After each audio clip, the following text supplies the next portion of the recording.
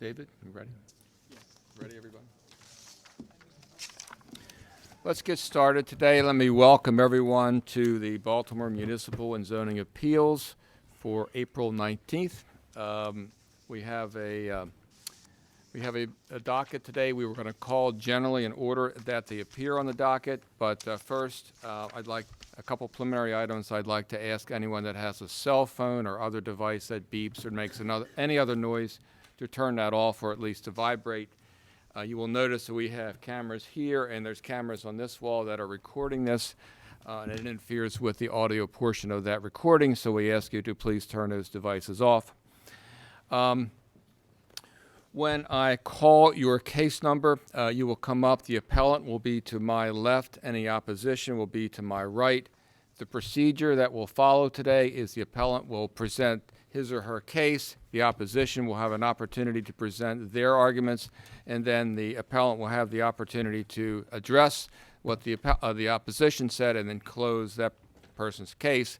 And we're going to limit the testimony to those exchanges so we're not here with the back and forth all afternoon. We have a couple of preliminary matters. We have one postponement, and that is case 2016-67, 1400 East Avenue, Shamika Cox. That case will be postponed. Do we have opposition to that? Okay. We also have a number of cases for which opposition is signed in, and we have found that sometimes when people talk, they can resolve matters, and we encourage people to talk and resolve matters. So I'm going to call the cases for which there's opposition stand in, and all you have to do is stand up. You don't have to come up, and we're going to see if the parties want to talk. The first case for opposition is 2016-22, 2930 St. Paul Street. And who's in opposition? We're here. Have you all had a chance to talk? No, we haven't had. Would, You did. Yeah, they did. I'm sorry. The owners have met with certain Yeah, community with the representatives, community. not with Councilwoman But that's all right. Clark. It's important that they met with. so, do you want the opportunity to talk a little more, or are you ready to proceed? We're ready to proceed. Okay, we'll sit down. We'll call you in turn then. 2016-31, 642 Melvin Drive. Have you all had the opportunity to talk? We have not. No. Would you like to? Don't think so. Okay. Not this thing. Well, this is your one opportunity, because we will make a decision in this case and someone will walk away unhappy. So we do encourage people to talk, but it's up to you.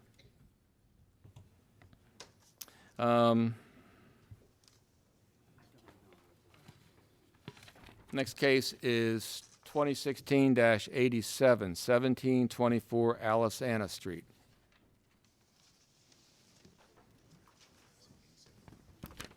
And have you all had a chance to talk? No. Would you like to talk? No. I'm striking out today. 2016-76, 1201 through 1207 North Collington. Have you all had a chance to talk? We made the offer, they said no. Okay, fair enough. Again, we can't force you to talk, so we'll call you in turn. And gentlemen, there are plenty of seats if you'd like to sit down. All right, we are next going to call cases for which the board believe it has sufficient information to address these cases. These cases will be called on what we call our consent docket. So I'm going to call a number of cases, and I ask you to line up in the order that I called them, going towards my left. First case is 2016-48, 1731 through 1739 Eastern Avenue, Joel Plitt. 2016-63, 2121 South Clinton Street, Justin Reed. 2016-64, southeast side of Baltimore Harbor Tunnel, Justin Reed. You're up here for two, Mr. Chair. 2016-66, 425 East Clement Street, Mike Callahan. 2016-68, 1215 South Charles Street, Cody Sampson. 2016-69, 212 Lambeth Road, Anika Plevich. 2016-70, 1412 to 1416 Bloomingdale Road, Wayne Lucas.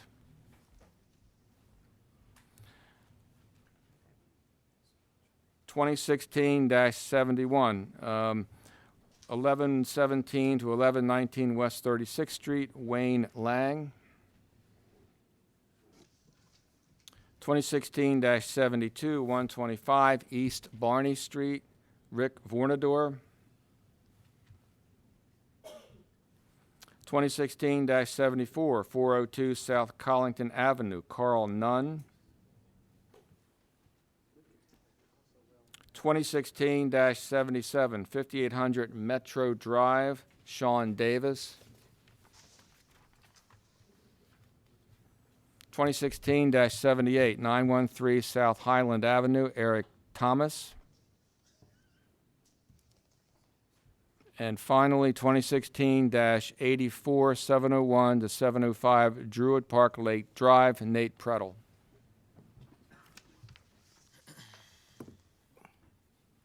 Okay. If I can get everyone sworn in. Raise your right hands, please. Do you swear or affirm the testimony that you're about to give in this hearing will be the truth, the whole truth, and nothing but the truth? I do. Great. Call the first case then. 2016-48, 1731 through 1739 Eastern Avenue, Joel Plitt. Would you state your name for the record, please? Joel Plitt. Plitt.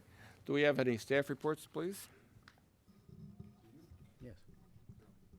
Thank you. Martin Thank you guys French. are so polite. Martin French for the Baltimore City Planning Department. Planning Department has reviewed this application, noted as within the Fells Point Historic District. The department recommends approval of this appeal, subject to the condition that all exterior changes to the consolidated property or to existing structures, including new construction, demolition, and alterations, be completed according to an authorization to proceed issued by the Commission for Historical and Architectural Preservation. Thank you. Mr. Plitt, are those conditions acceptable to you? Yes, we've already met with them. Great. Is there anything you'd like to add? I'm not sure if you got this or not, but we met with the local community group, and they gave the Fells Point Community Organization, and they gave their unanimous approval of the project. Great. We'll make this part of the record. Zoning Board staff, having reviewed your appeal, finds there sufficient information to approve your appeal. Thank you. All right, thank you. 2016-63, 2121 South Clinton Street. Good afternoon. State your name for the record. Jeffrey Scher, S-C-H-E-R-R. Thank you. Any staff reports? Planning Department has reviewed this application, noted as for conversion of a standard panel-type general advertising sign to an LED sign, and recommends approval of this appeal with the following conditions. That the entire face of the existing billboard or general advertising sign is approved for alteration to a digital screen, and that this alteration may be installed in incremental steps at the appellant's option without the need for further land use approval, so long as the billboard adheres to the operational limits or other conditions that may be imposed by the board, that the performance of the digital screen billboard conform to all the requirements of Section 11502 of the zoning code by having a minimum dwell time of 10 seconds, that it will not increase the area of the existing billboard, that it will not increase the degree of illumination, and that it will not have any flashing, blinking, fluctuating, or otherwise animated light, that the digital screen billboard will not have animations, movie clips, and/or sound elements, that the digital screen will default to black entirely in the event of a failure of the remote control system or an interruption of advertising copy, meaning text, images, or both, and that the digital sign will have automatic brightness controls so that the sign will not constitute a hazard to passing motorists at night or during inclement weather. Thank you. Very much. Mr. Sherry, do you accept those conditions? We do, Your Honor. Anything you'd like to add? No. And you don't have to call me Your Honor, but we're not there yet. Zoning All right. Board, having reviewed your case, has sufficient information to approve your appeal. So stay here. 2016-64 Southeast Side, Baltimore Harbor Tunnel. Jeffrey Scher, Your Honor. Mr. Bonaventure. Any staff reports? The Planning Department makes the identical recommendation for this appeal as it did for the previous appeal. Mr. Thank Sherry, you. do you accept those conditions for We this do. appeal? Is there anything else you'd like to add? No, sir. Zoning Board, having reviewed your case, we have sufficient information to approve your appeal. Thank you. Thank you very much. 2016-66, 425 East Clement Street. How are you? I'm good. How are you? Good. Would you state your name for the record, please? Mike Callahan. Any reports? Planning Department has no comment on this application. Thank Okay. you.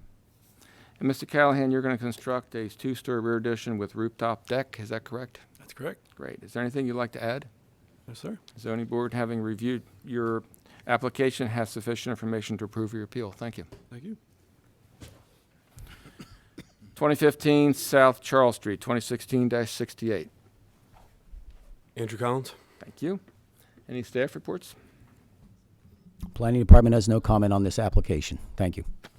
And Mr. Collins, the applicant is Cody Sampson. Can you, I'm here representing him today as part of Landlocked Management. all right, very good. And you're constructing a two-story rear addition with rooftop deck and expand rear garage? Yes, sir. Great, thank you. Anything you'd like to add? No, sir. The zoning board, having reviewed your appeal, has sufficient information to approve your appeal. Thank you. Thank you. 2016-69, 212 Lambeth Road. Hi, How are you? State your name, please. Annika Plevich. Any staff reports? Planning Department has no comment on this application. Thank you. Um, Guilford Community Association. Okay. Ms. Plevich, anything you'd like to add? No. The zoning board, having reviewed your appeal, finds we have sufficient information to approve your appeal. Thank you.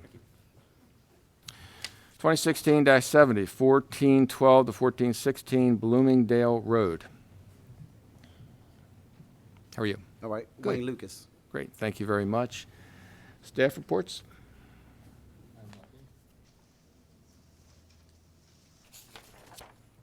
Planning Department has no objection to this application. Thank you. And Mr. Lucas, you're going to use a portion of your property for a car wash, auto repair garage, and used car sales. That's correct. Great.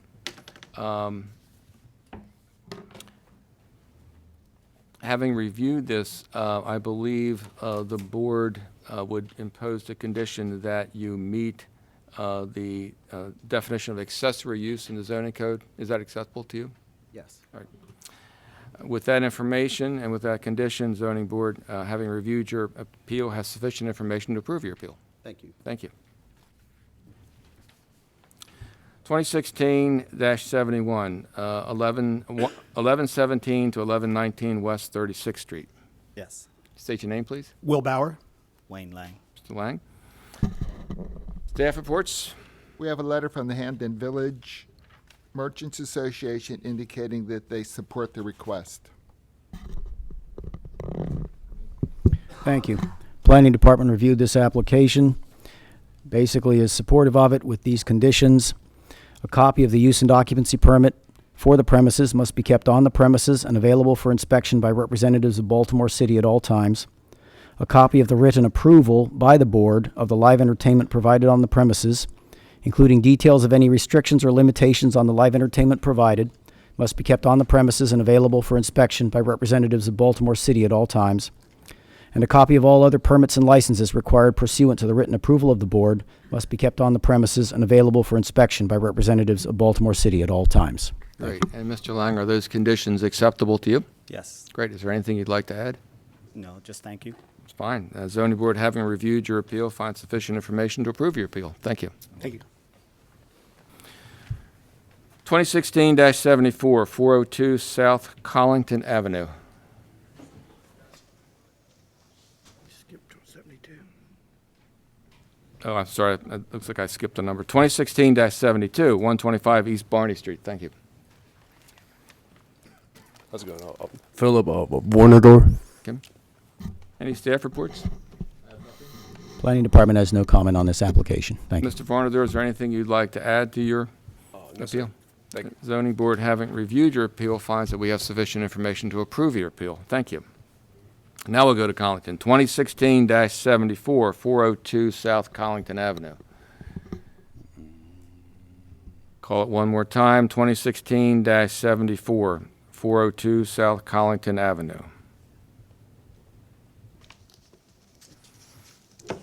Next is 2016-77, 5800 Metro Drive. Afternoon, Sean Davis. Great, thank you very much. Any staff reports? We have a letter from Baltimore Development Corporation indicating that they support the request. Great. Planning Department has no comment on this application. Thank you. Thank you. Mr. Davis, is there anything you'd like to add to this? No, sir. Great. Zoning Board, having reviewed your appeal, finds you have sufficient information to approve your appeal. Thank you. 2016-78, 913 South Highland Avenue. Eric Thomas? Great. Thank you very much. Staff reports? Planning Department has no comment on this application. Thank you. Mr. Thomas, is there anything you'd like to add to your appeal? No, sir. Great. Zoning Board, having reviewed your appeal, finds we have sufficient information to approve your appeal. Thank you. Thank you, sir. And finally, on the consent docket, 2016-84, 701 to 705 Druid Park Lake Drive.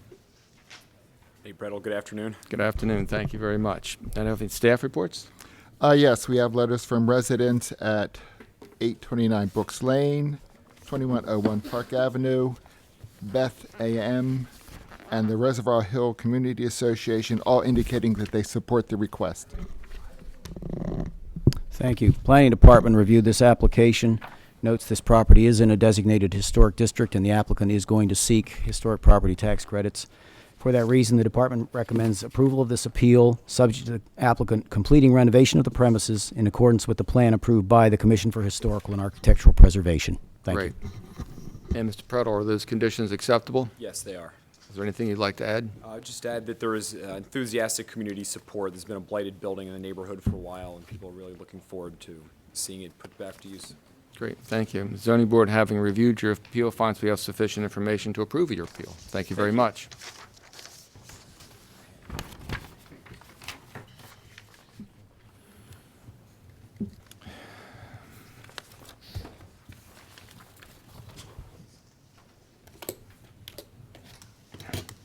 Next case, 2016-22, 2930 St. Paul Street. Joe Locht.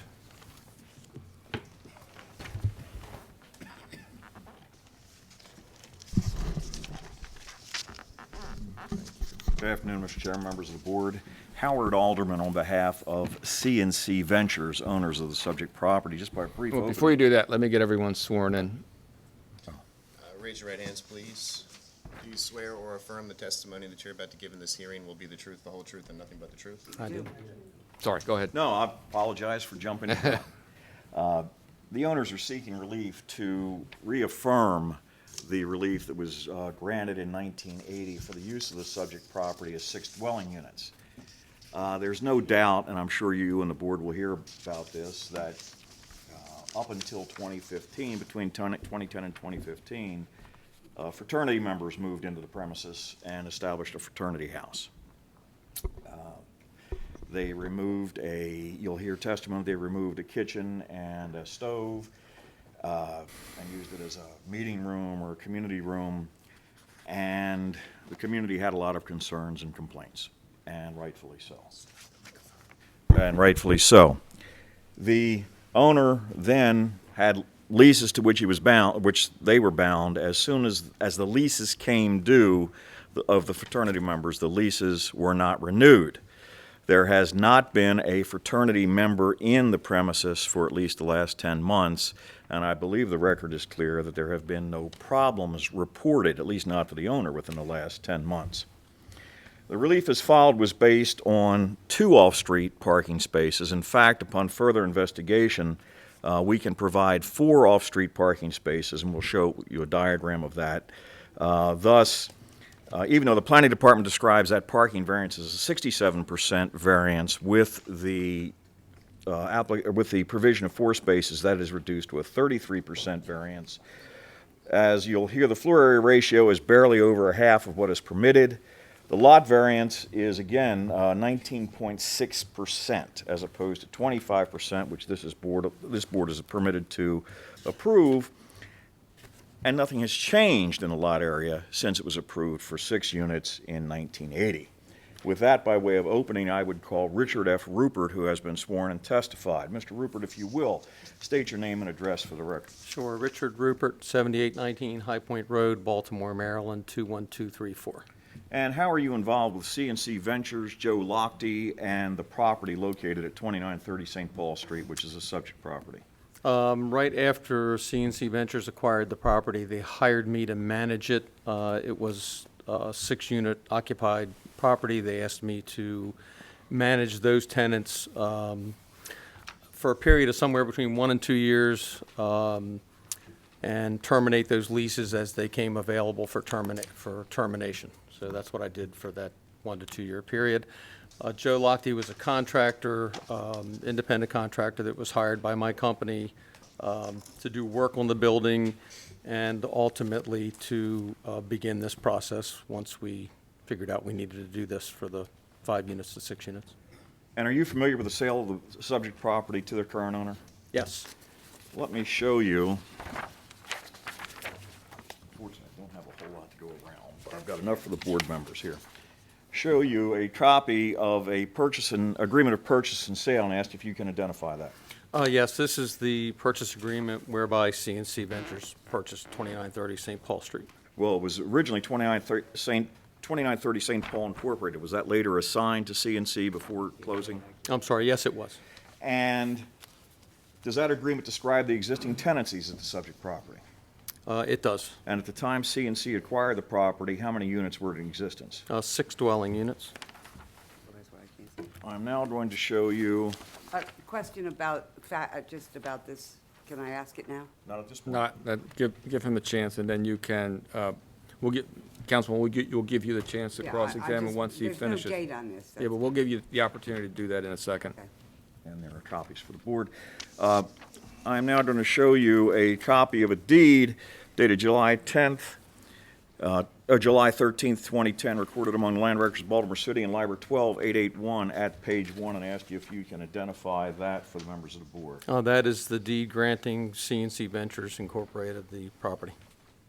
At this point in time, I would offer the agreement of sale and purchase testified to by Mr. Rupert's page 1 of that agreement as Exhibit 1, and the deed as Exhibit 2. Mr. Rupert, were floor plans submitted for the subject property with the appeal as filed, which led to today's hearing? Yes, they were. And let me show you a copy of some drawings. And I'll hand copies to the board for their reference as well. Are those copies of the floor plans that were submitted with the appeal that led to this hearing today? Yes, they are.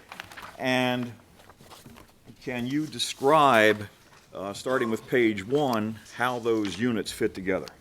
Well, the building is 6 units. There are 3 apartments in the front and 3 apartments in the rear on each of the 3 floors. So the front, first floor, second floor, third floor front are all 1-bedroom apartments, and the first, second, and third floor rear are all efficiency apartments. Thank you. I would offer that drawing that Mr. Rupert has identified and testified to as Appellant's Exhibit 3.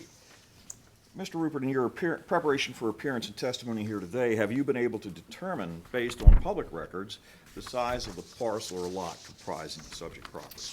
Yes, I have. And how big is it? Get up here.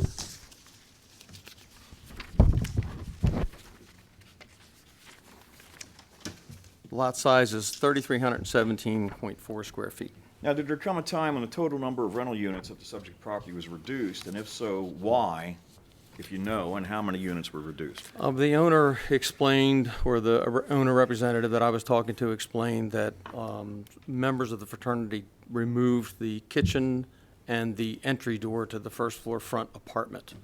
The subsequent annual city housing inspection, the inspector came in and said it's 5 units because that door and that kitchen are no longer a part of that, and they went through the process of somehow getting it down to 5 units. And what is being sought by the virtue of this appeal here today?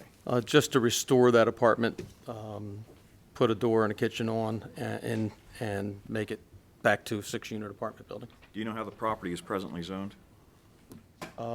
As 5 units, as I understand it. No, the zoning. Oh, the zoning is R8? R8, yep, yes.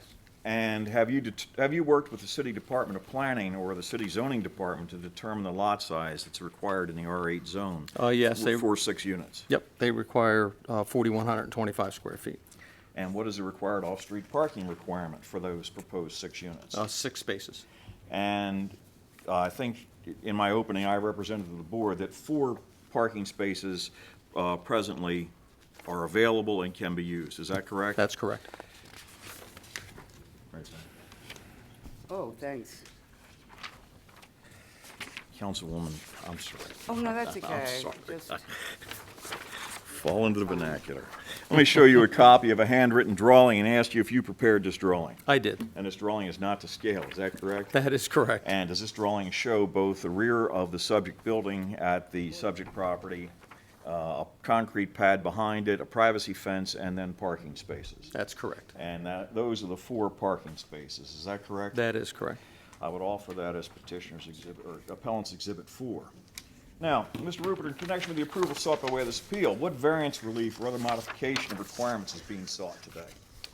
That would be the 19.6% reduction of the required lot size from the 4,125 square feet to the existing 3,317.4 square feet. And for the 4 off-street parking spaces in lieu of the 6 required. Have you or other representatives of the owner met with the Charles Village Association? And if so, please describe what that meeting entailed. An owner, representative of the owner and I met with the Charles Village Benefits Land Use Committee, I guess. Civic Association. And discussed the history and the interest of the owner and their idea to take it back from the 5 units to the 6 units. And did they tour the subject property? Yes, about a week later, they came and we met a few days ago and they toured the property. Now, did you provide me today single copies of 3 pictures that you took over the weekend? I did. All right. Councilwoman Clark, I'm going to have let me label these as A, B, and C. So we can keep them straight. I'm going to ask you to identify what is depicted in photograph A. Photograph A is a photo of the rear of the property and showing the 3 cars that the tenants currently have parked on their side of the property. And let me show you photograph B and ask you if you can identify that. Photograph B would be the interior yard inside the fence area Looks so good. from the back of the property. Thank you. And let me show you photograph C and ask you to identify that. And photograph C would just be a picture of the rear of the building. Spotless. Objection. Oh, I'm sorry. It is amazing. All right, if we may hand those up to the board, that would be, I'd offer those as petitioners 5A, 5B, and 5C. Thank you. Are they in order? The A, B, and C? I need 5B. You're holding out on us. Yes, they are. 5A, B, and C, and I Do you apologize need for to only... mark them or something? I did. Thank you. I apologize for only having 1 copy. Mr. Roop, based on your familiarity with the subject property, its prior use as a 6-unit building and a proposed restoration as a 6-unit building, in your considered opinion, would the owner face practical difficulty rather than a mere inconvenience if the relief is not granted to restore the use? Yes, possibly from the current financing, having been a 6-unit building and being rezoned to a 5-unit, could cause an issue with the lender. In addition to that, I guess the immediate deficiency would be the value of the building could be considered less because you're losing monthly rent from 1 apartment unit. And is it your understanding, based on your communication and working with the owner, that financing was granted when it was a 6-unit structure? Oh, yes, it was. Is there a covenant in the financing documents that provides that it must be maintained at 6 units? I do not know that. Okay. Are the conditions on which the application is based unique to this subject property and not generally applicable to others in the area? Are you aware, or are you aware of other properties in Charles Village that were approved for 6, reduced to 5, and have 4 off-street parking spaces? I don't know of any specifically that were done that way. I do know that there are a lot of apartment buildings in Charles Village that exist as 4 to 6 units that don't have the current required parking spaces. Now, the removal of the 6th unit by the fraternity, that was not done by the owner, correct? That is correct. So the owner did not have any role in creating that practical difficulty, correct? That's correct. And is the purpose of the variance based solely on a desire to increase the value or income potential, or merely to bring it back to what was approved and what was considered when the financing was obtained? Right, merely to bring it back to what it was approved. All right. Now, will the requested relief be injurious now that the fraternity's gone? And the fraternity's out, is that correct? That is correct. And it's not going to be leased It is, no. to a fraternity? I am now currently managing the building. There are 5 individual tenants in the property.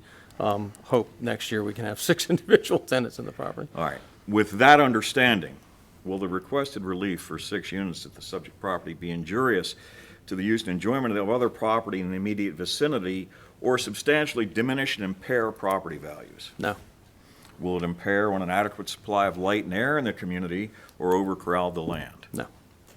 Will it create an undue concentration of population, or substantially increase the congestion in the streets? No. Will it create hazardous traffic conditions or adversely affect transportation and transportation services?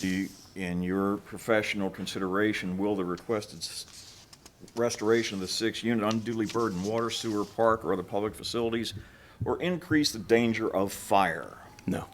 Will it otherwise endanger the public safety? No. Will it be detrimental to or endanger the public health, security, general welfare, or morals, or in any way be contrary to the public interest? No. In your considered opinion, being familiar with the property and the relief being sought here today, will the proposed relief adversely affect the city's master plan or any applicable urban renewal plan? No. Is the proposed relief requested in harmony with the purpose and intent of the residential article of Baltimore City zoning and regulations, including those that were in effect when the 6 units were originally approved? I'm sorry, you're going to have to ask me that one Okay. again. Is the Did you proposed hear it again, too? is the proposed relief for the 6th Right. unit Mhm. in harmony with the purpose and intent of the residential article of the Baltimore City zoning regulations, the R8, and as they existed when the 6 units were originally approved? Yes. And is the relief requested the minimum relief necessary to give the owner what was approved what the owner bought and what had been approved back in 2008? Yes. Thank you. Nothing further, Mr. Rupert. Councilwoman Clark, you have a question for the witness? Do I have a question? Yes. And then we get to say things? Present your case. But you mentioned you had a question. Yeah, I did. I did, but I have a couple more now. Mr. Rupert, you are the only person I've ever met that has anything to do with this property for all the years that we've tried to meet with the owner, but that's a different story. You used to work there. When did you come back to manage the building or whatever? I'm not sure you're, Oh, I thought you, once upon a time, we met. Right. We met on Friday. We Right. toured the building. Yeah. I don't think anyone that's with me today was with us then, but it was neighbors and all. Okay. So I thought you had said that you once worked for the owners before this No. fraternity. No, Oh, okay. So when did you start to work? well, okay, I'm sorry. Yes. Well, don't- When the owners first purchased the building, And when was that? 2010? Based on the evidence, yes. Okay, so 2010? Okay. So in 2010, I took over managing the existing tenants of the building. And what were they? What kind of tenants were they? Were they? No, I'm not asking were Right, they just- smart, were they dumb, were Right, they just tall? individual people. Just individual people living in apartments. That's correct. Okay, then what happened? As each of those leases Expired.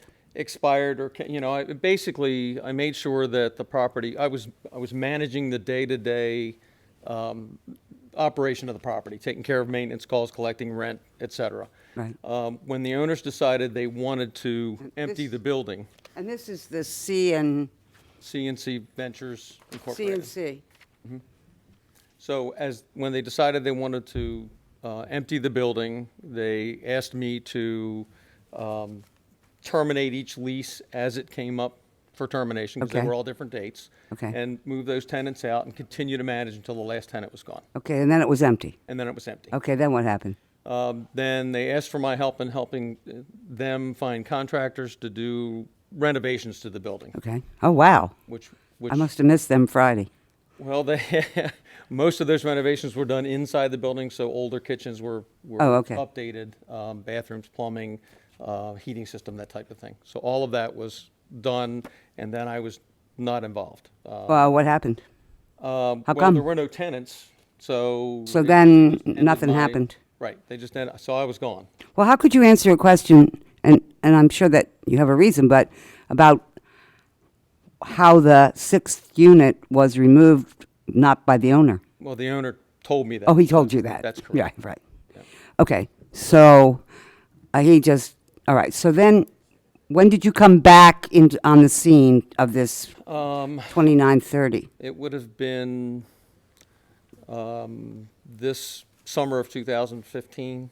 So I just Okay. started with they asked me to find tenants. Actually, Well, so did you come back to an empty building? I came back to an empty building. Because they had, what happened? Well, the owner they decided, well, what happened was the issue with the fraternity moving in and operating the building and all of the. Well, what about it? So, since you were involved with this property before the fraternity and after the fraternity, Mhm. were you the person who went down to this board and got a conditional use approval for there to be a fraternity in an R8? It is a conditional use requirement. No, I Okay. nothing. I was gone until they hired me to manage their current tenants. So, Mr. Alderman, do you have any evidence in all your documents of how that happened? Because it's We're not asking relevant. council questions, you're asking the Oh, witness. I'm sorry. You're asking Oh, witness questions. okay. I see, that's the beauty of going to law school. I get to ask the questions.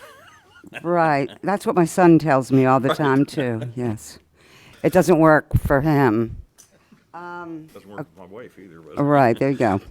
So much for that tuition. Mr. Rupert, so, yeah, actually, you don't know really whether it was the owner who removed. I mean, he told you, but you weren't you were not in control of that building when that happened, right? Okay. And so, yes, so then he told you then the fraternity's gone, and now you want, whoever he is, wants to restore that long ago sixth dwelling unit, right? Yes, that's Okay.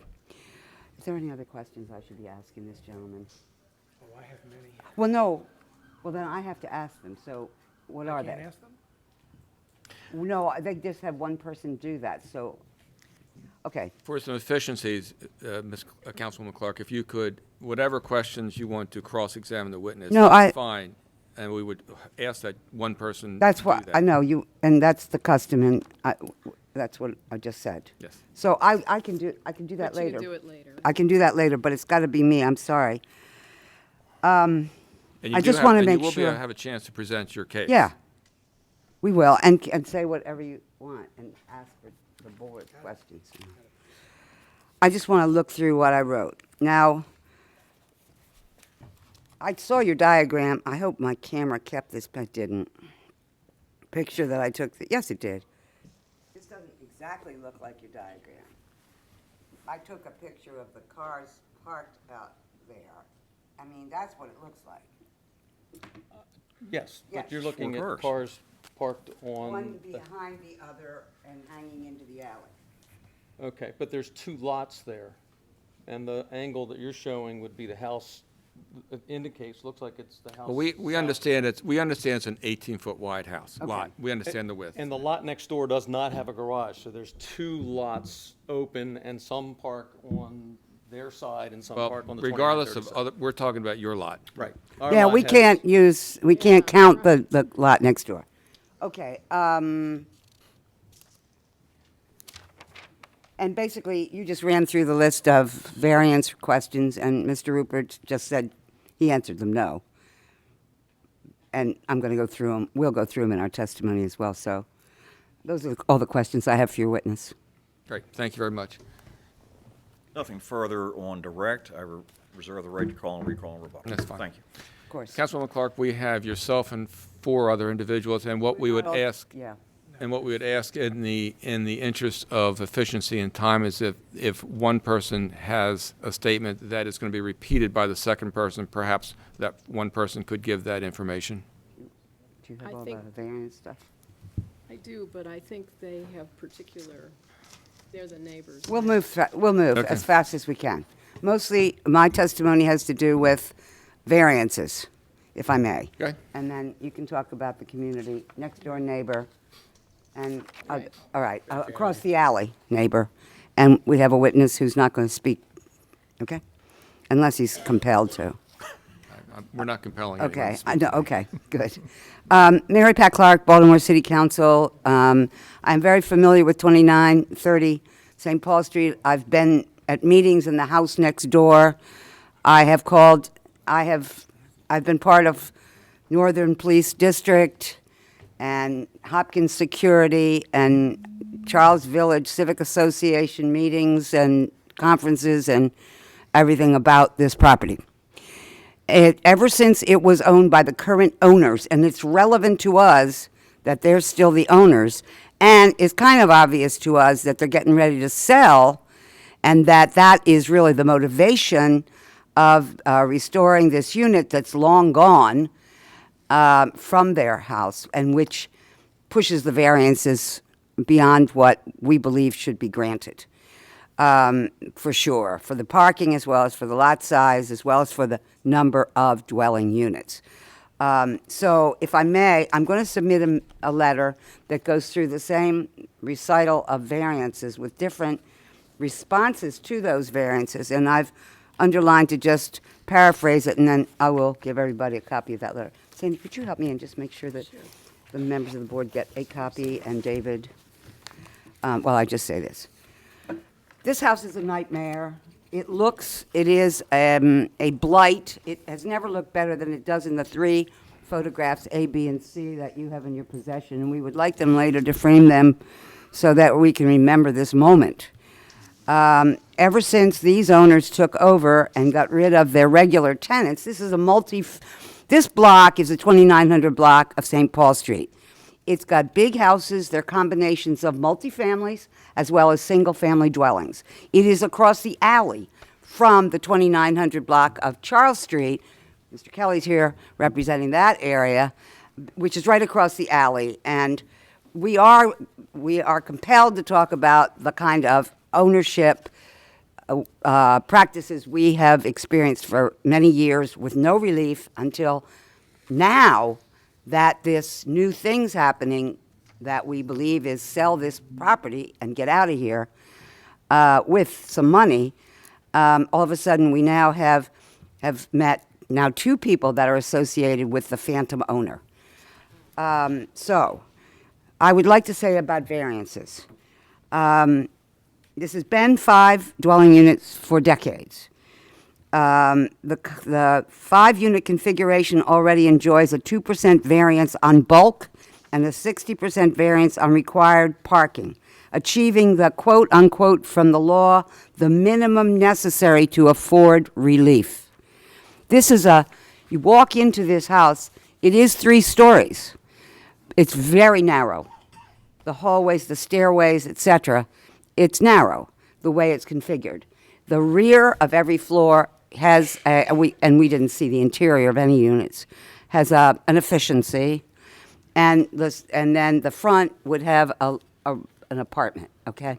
So what's missing from the 6 units is the first floor, what would be a regular apartment, where without the owner's permission, apparently, the boys tore out the kitchen, tore out all the pipes and created a meeting room.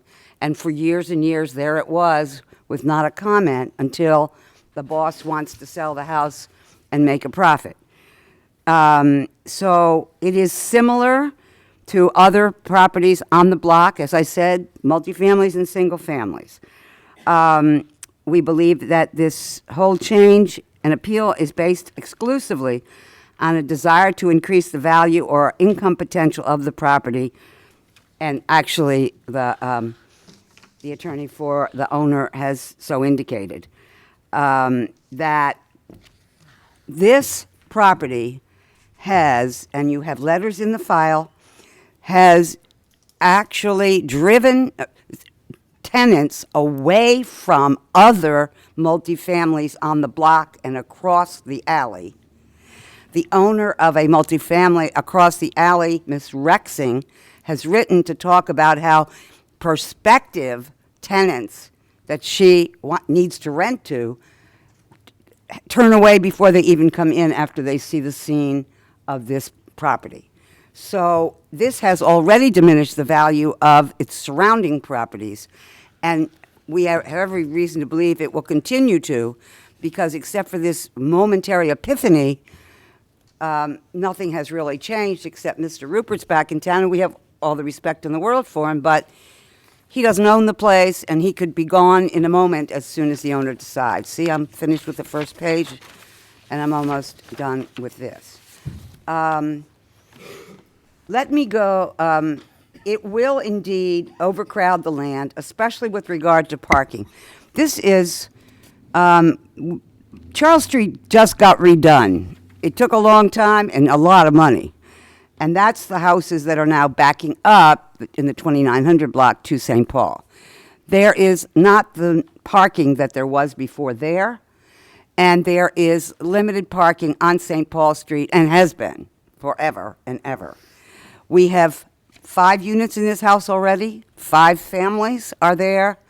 If you add another unit, what you're adding is a potential of 4 cars, maybe 2, maybe 4, who knows? 6. Well, one No, at a no, time, no. please. No, We have to Sandy, keep some I'm order. adding on to what we already have, yeah. And if you go there at any time and look at parking when everyone's home from work, then you'll see that there's no place to park on the streets except for the neighbors who live there. And so to add the potential of additional parking and to try to squeeze it onto inadequate space already is irrational and beyond what a variance decision requires. So finally, and most importantly, the required findings include that the, quote, the variance will not otherwise in any way be contrary to the public interest. We here today do represent that public interest. These are people who have lived cheek to jowl with this property, its ownership, its conditions as a piece, as physical conditions, as well as the irresponsibility of the current owner, who remains the owner until he sells it off, who has a fraternity in there for 6 years that was never allowed to be there, but once something's in a place, it's hard to get it out because the zoning board doesn't like to go count mattresses and look for fraternity Not the board, symbols. It's not the the board. administrator. Yeah. Yes, Yeah. not It's us. not, oh, it's not your problem. It's not. If they don't like to go in and count mattresses and look for whatever. All right. So I just want to read this paragraph. As neighborhood testimony indicates, and I have previously experienced, this property has long been a negative influence on its own 2900 block of St. Paul and on the 2900 block of North Charles Street across the alley. Ownership has been in absentia for the community's years of appealing for relief. We have begged, we have pleaded, we have called to the skies for somebody to come and do something to take care of the house, the crowds, the neighborhood. Nothing has happened. Even so, simple thing like put rugs on the stairs next to the walls next door so that when you're running up and down the steps, it's not so loud in the other house. Somebody said, oh, well, we did that. Well, it never was done because we toured the house on Friday. So as I said before, respectable multifamilies in the blocks have lost tenants and even prospective tenants because of the conditions of the property. These are owners too, and they're aggrieved owners, so they are property owners gathered here today. Thank you for your attention. Council, any questions? Any questions? Any questions? I'm not leaving. Councilwoman Clark, you indicated that I said in my opening that it was to increase the value of the property. Yes, you did. I said no such thing. I said it was to not jeopardize the financing. You've Well, you said mischaracter- that. You said Not that. jeopardize the existing financing. You have mischaracterized my testimony on the record. I All right, beg so your- let's not get in an argument. No. I'm not- Let's ask a question and answer a question. Is that a question? That was a question. Did you hear me say it would increase the value of the property? Yes, I did. I also heard you say, The before record you speaks said for that, itself. Councilwoman, just answer the question. And on cross-examination, generally, questions are limited to the evidence elicited during direct examination. I heard. I'm an English teacher, I'm not a lawyer. In an administrative obvious. hearing, we do have some I latitude, understand Council. that, did you hear anybody on behalf of the appellant talk about this property being sold? That's mere conjecture, is that correct? Well, yes, of course, we can only conjecture based on long years of apathy combined with sudden interest in a unit that's been bare-boned 6 years ago. Why would he do it? Thank you. Would you, the other witnesses here, would testimony that was not presented by Councilwoman Clark, or in addition to, or something different, if she has already said it, we would appreciate it if you don't repeat. I would like to speak. I have the good fortune to live Would next you door. speak into the mic, please? Hi, Craig Charlo. I am the next-door neighbor to this property and have been such since 1989. Everything that was preliminarily stated was reasonably accurate, with a few key elements left out. Prior to the present ownership of the 2930, the tenants who lived in the property were normal people. They were not students. Students can live with a mattress and a toilet, and that's it. And the current ownership allowed the leases to expire for the sole purpose of bringing the fraternity house in, as they are alumnus of the same fraternity. So they were gearing up the house, the construction that was being done on the house once the leases expired, which we've all heard about, was for the sole purpose of having the fraternity move in, and the house was painted on the exterior to advertise such.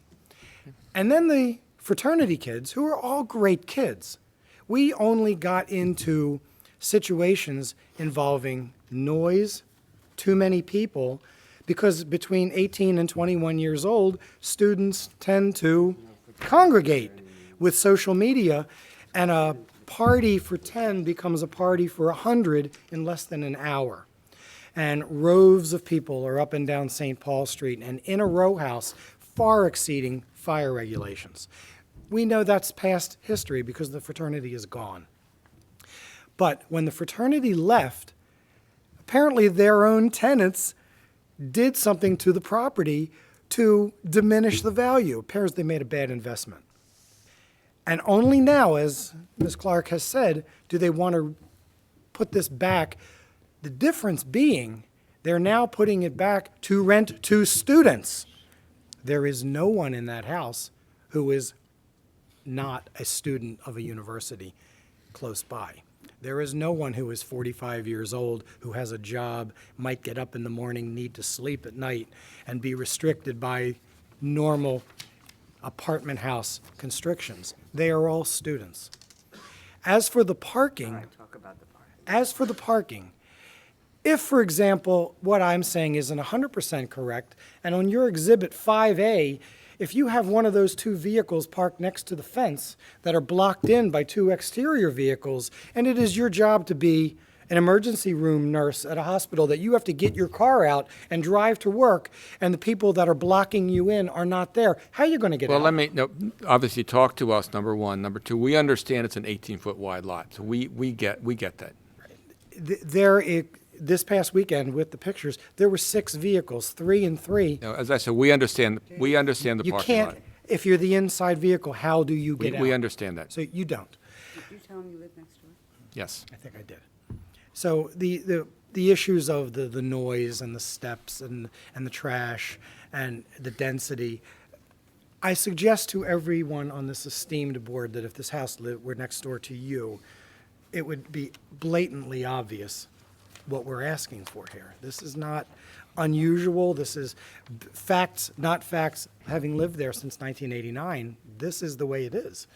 There are countless police reports and Hopkins reports, things of that nature, which I understand are in the past. But there's no assurance as what's going to happen.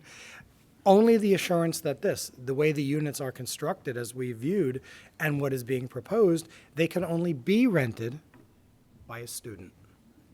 I suggest to you no one would live there. It's just not feasible. The last unit is 200 and some square feet. Who's going to live there for anybody other than a mattress and a toilet?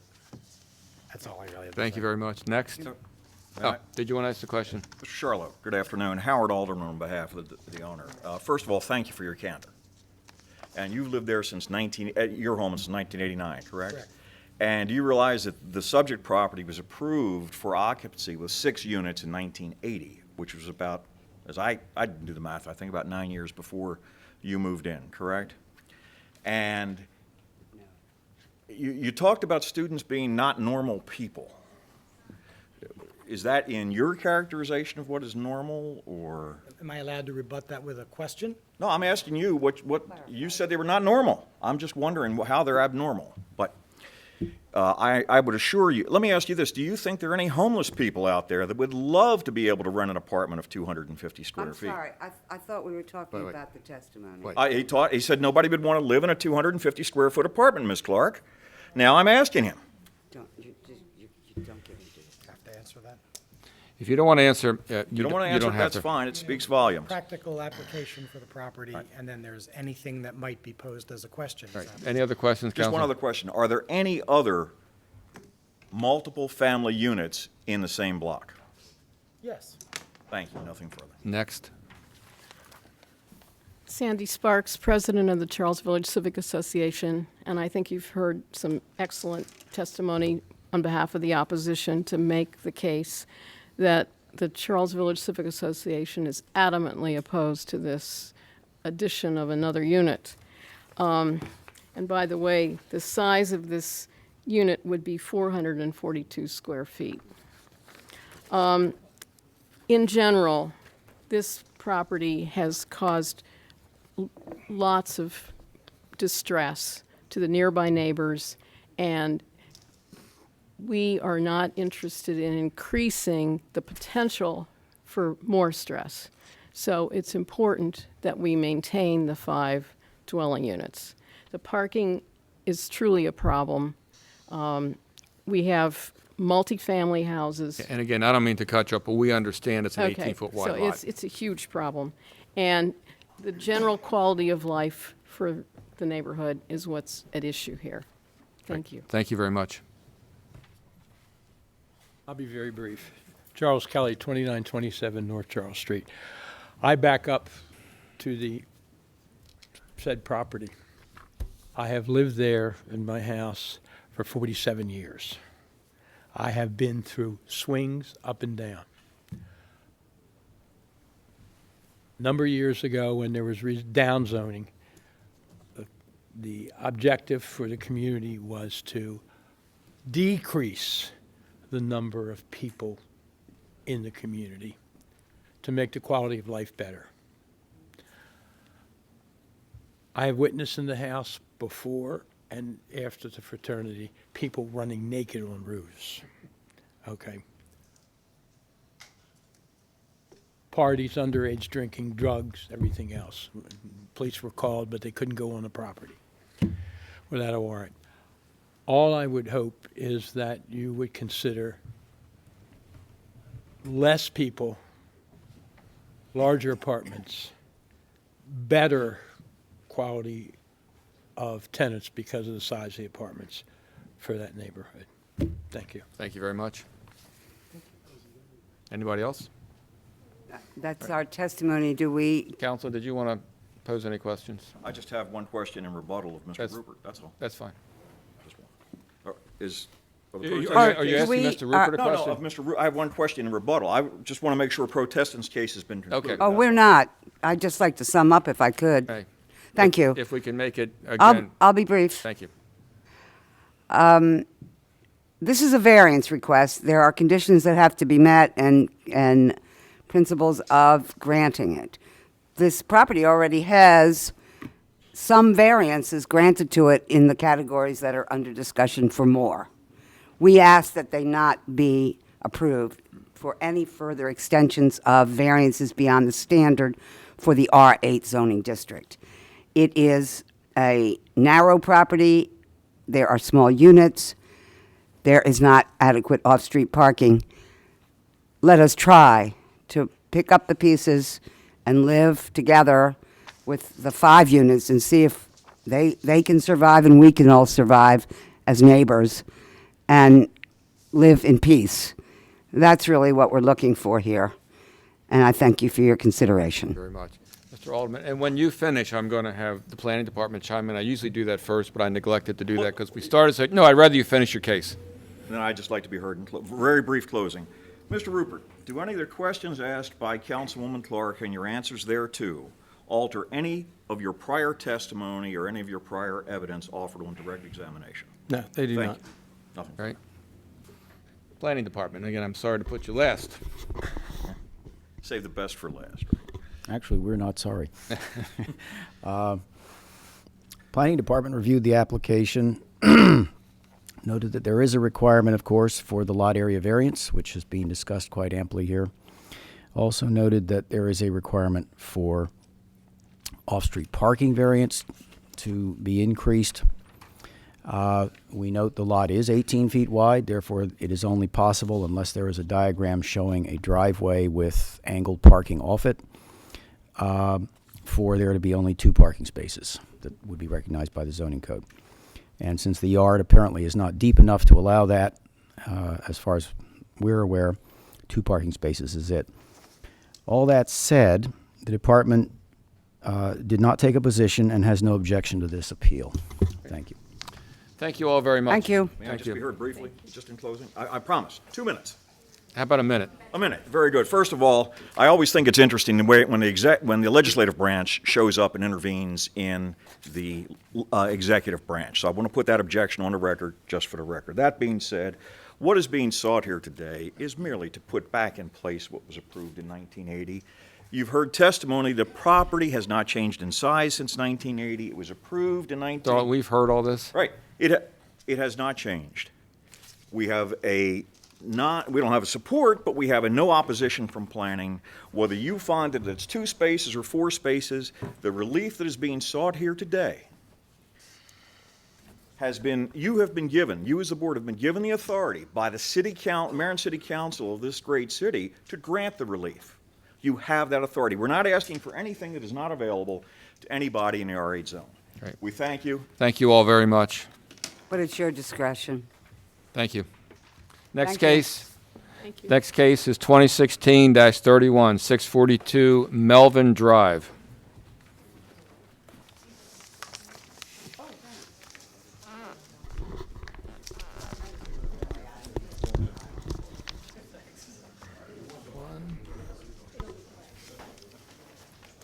I don't have a planning letter, man.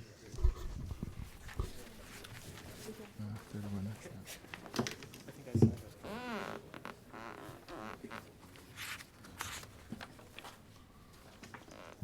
You ready to get everybody sworn in?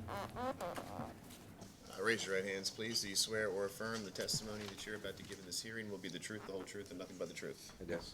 Great. Mr. Bleacher, Yes. why don't you tell us what you want to do here? We are looking to add a 2-story rear addition with a rooftop deck and a 3rd floor addition as well. Okay. Got drawings here.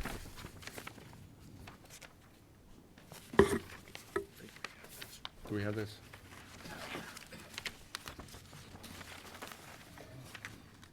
I think I also gave you photos of the street also in there.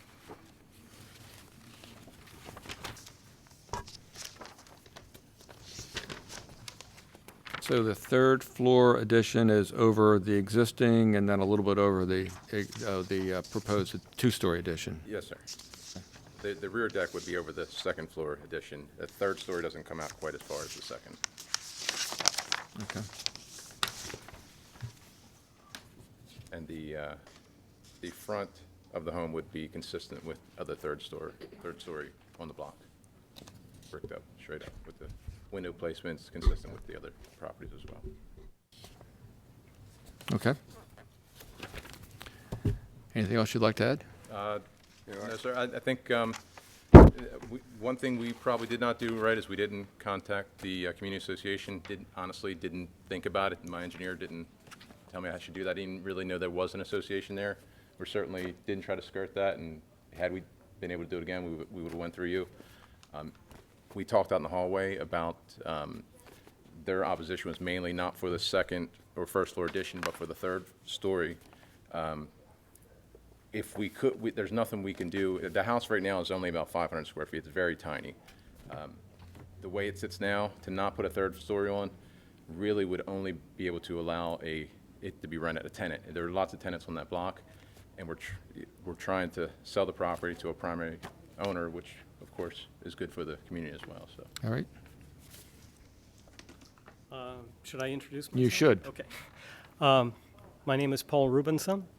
I have two capacities within this neighborhood and historic district, although today I'm primarily speaking for the historic district. Ridgely's Delight is a CHAP historic district, and I act as the chair of the Architectural Review Committee.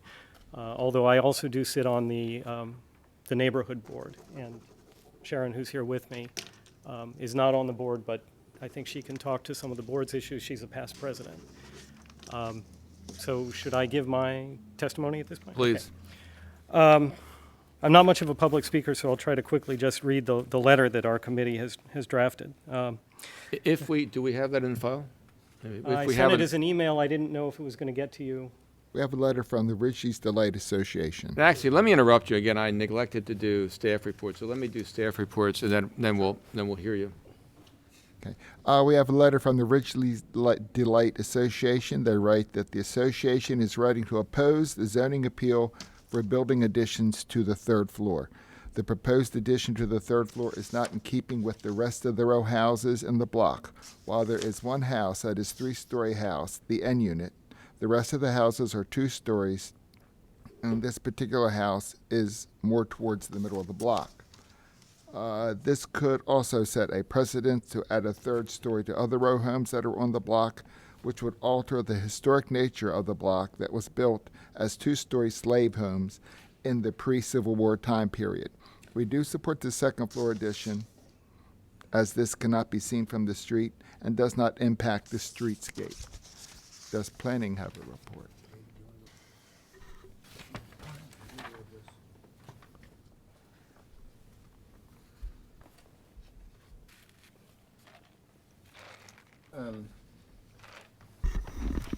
Yeah. I had received an email back on March 21st from President of Ridgely's Delight Association. And that was concerning the posting from the original appeal, and that's why it was postponed for today. So that was resolved. Okay. Okay. Planning Department has no particular comment on this application, however, notes that this property is in the Ridgely's Delight Historic District.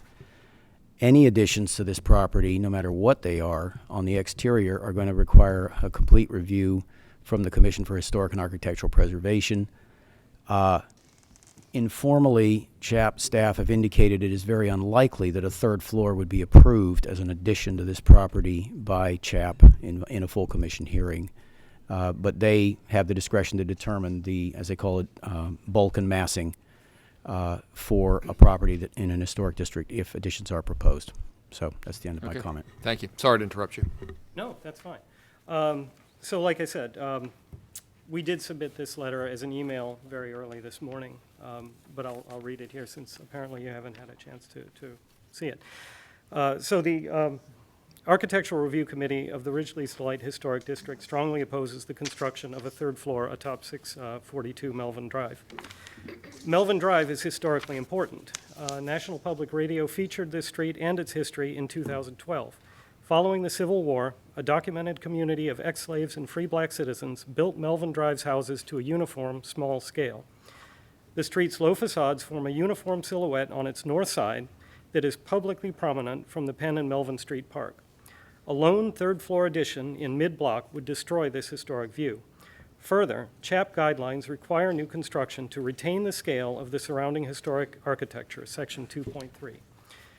We understand the owner's desire to improve 642 Melvin Drive, and we would consider appropriate changes that do follow CHAP's guidelines. At this time, the owners have not approached the Historic District, the Neighborhood Association, or CHAP about their plans. We only know of them through our own vigilance and your published docket. And as a PS, because one of our members was out of town and only saw the letter after it was submitted, asked that we point out, as I think has been pointed out, that there is, on this side of the street, one three-story building, but it forms a bookend that's at the far end of the block. And I can show you a picture of the block. So this is what you see from the park. What you see from the park is an uninterrupted, consistent vistage of two-story, very diminutive structures. You'll have a chance in a second. And that's what we have to say. Now you have a chance. There actually are three stories on the block. You have a question of him? Well, the picture, I don't have a question. You're going to have a chance to Oh. sum up at the end. So if it's just something else you want to say, you can bring it up at the end when they're finished. Okay, no, I don't have any. Ma'am, do you have anything? Yeah, I'll be really quick. So I'm Sharon Reuter. I've lived in Ridgely's Delight for 30 years. We've never approved, we've never had anybody ask to include, to go from a two-story house to a three-story house. We have to consider things like the density will affect the parking and, really, I mean, their property, they obviously want to get as much financial gain out of the property, and that's their prerogative. But we, the residents, live there, and, we have quality of life issues that would affect us. And so we're asking that you keep the house intact. We can surely work with them on the back of the house, but we definitely don't want the front to be, out of scale and out of keeping. Okay. Thank you very much. I just wanted to note that there actually are three stories on the block. There's the picture that he displayed only showed the one side, but didn't show 637 is the one in the middle of the block across the street from 642. 600 is on the corner, I think you were referring to that one, which is a three-story on the same side as the block, and then directly across from 600 Melvin is another three-story that actually the front faces, I think that's Emery Street, I believe, but it's the side, it sides up with Melvin as well. So there's really three stories on that block. Great. Thank you. Does the board have any questions? No. Thank you all very much. Thank you. Yeah. Can I respond to that, or are we done? You're done. I'm going to call again 2016-74, 402 South Collington Avenue. Next case, 2016-76, 1201 through 1207 North Collington Avenue.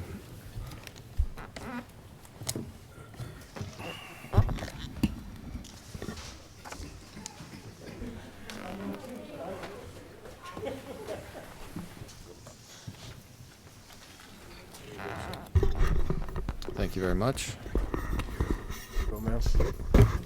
No problem. Do you have one more for this end? Give me one more, Ron.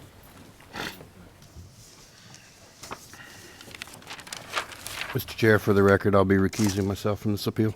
Great.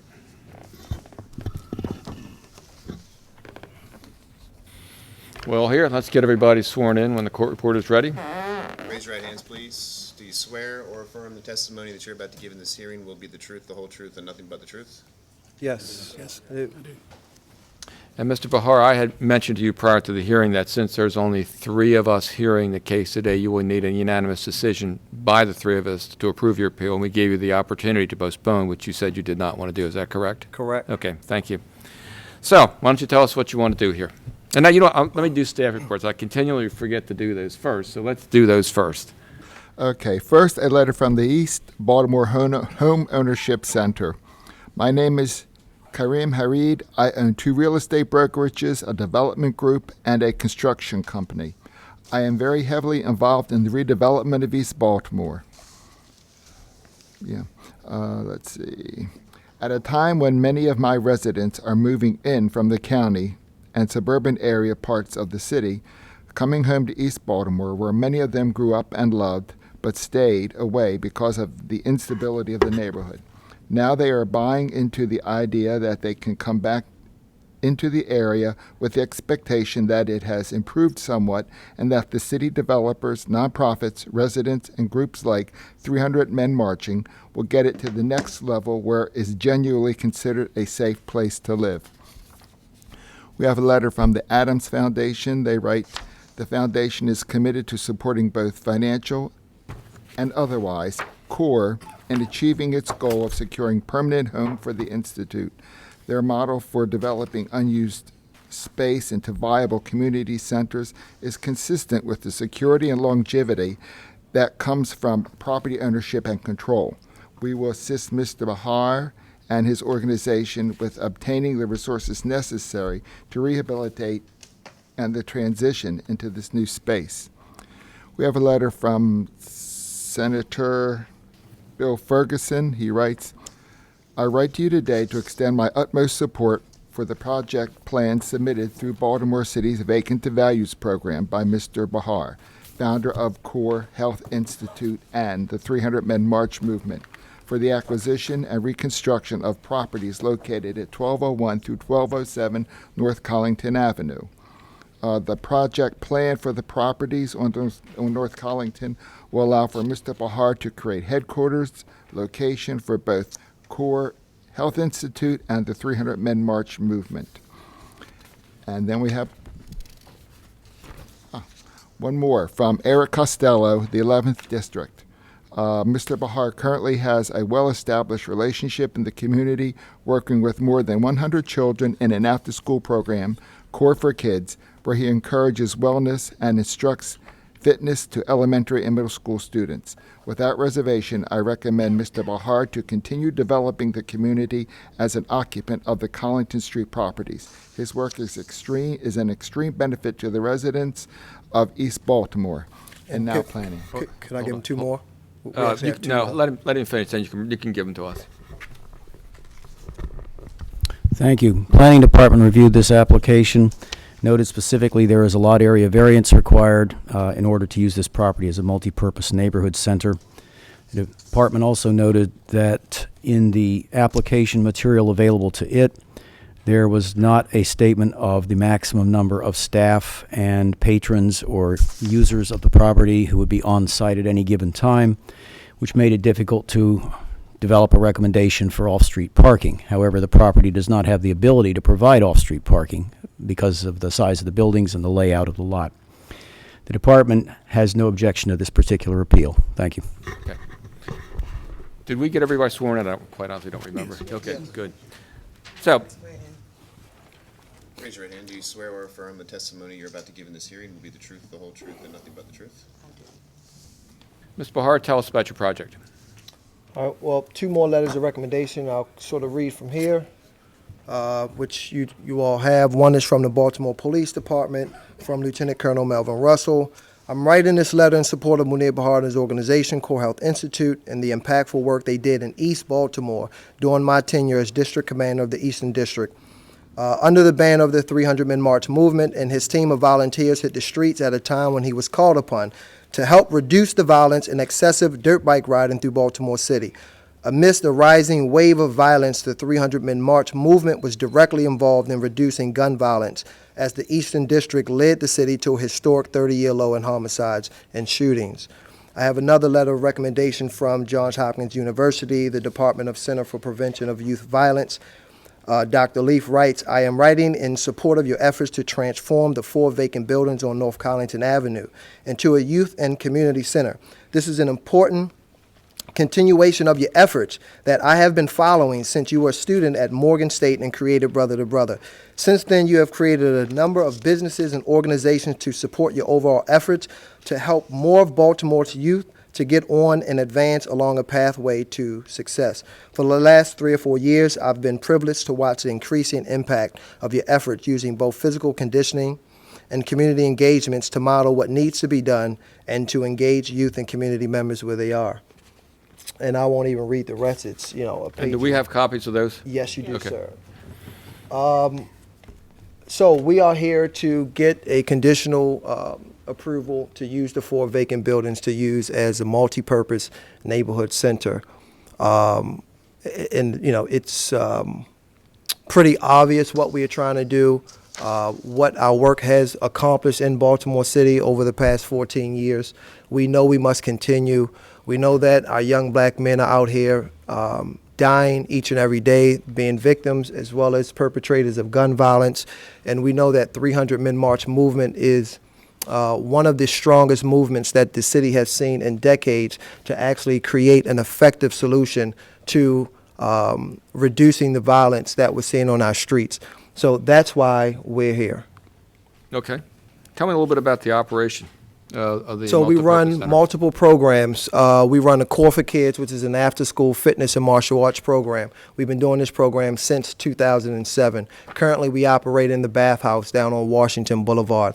I am a 10-year resident of this area in District 13, so it actually honors me to bring my headquarters and our full operations to this part of East Baltimore. Many of us are familiar with the 300 Men March movement, which is an anti-violence movement. We've been canvassing the streets of the most violent neighborhoods for 3 years. We promote our message, which is we must stop killing each other. We've put up over 6,000 posters on abandoned houses that carries that message. We must stop killing each other.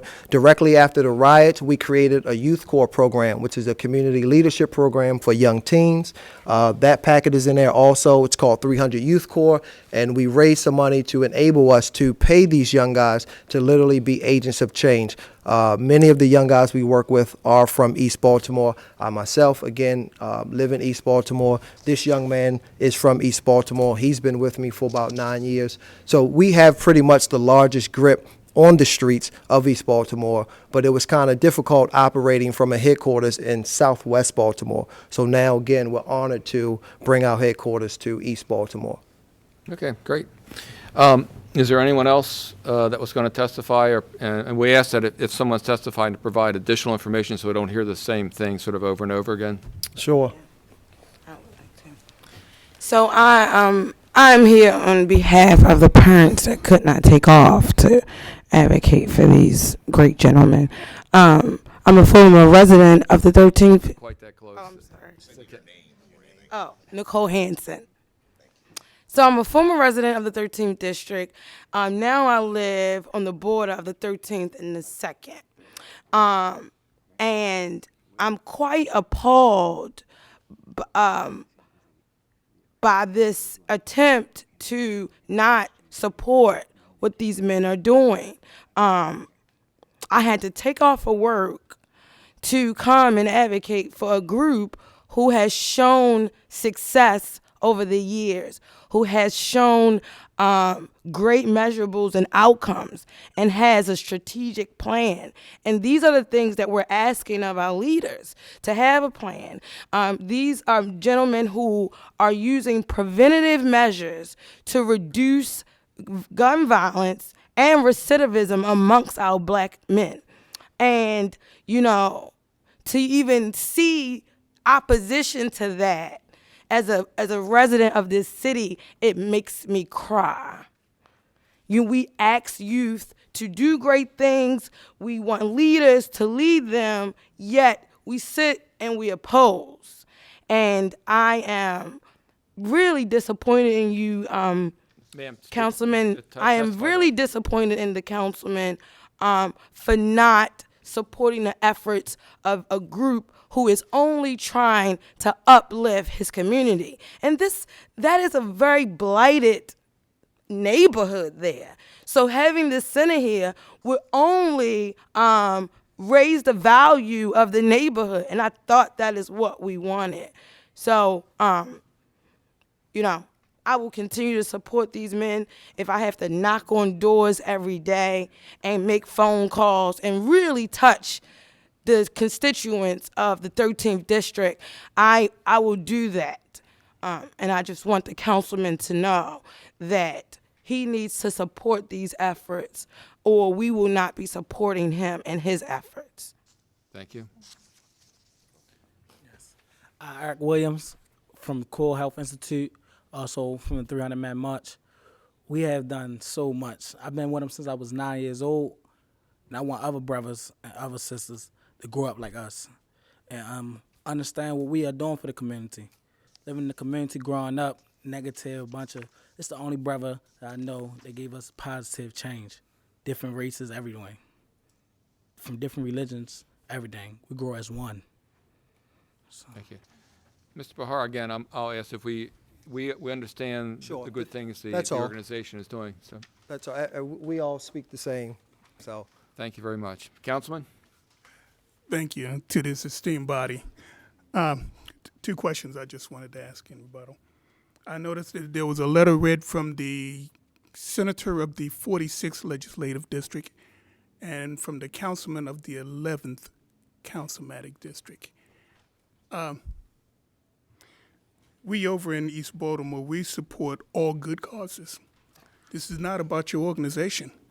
What it's about is, at no point whatsoever was the community association aware, or was my office aware of you all wanting to do anything in the community. It has nothing to do with your program. We think you do good work. Councilman, can you testify to us? Okay, Yeah. we think they do good work.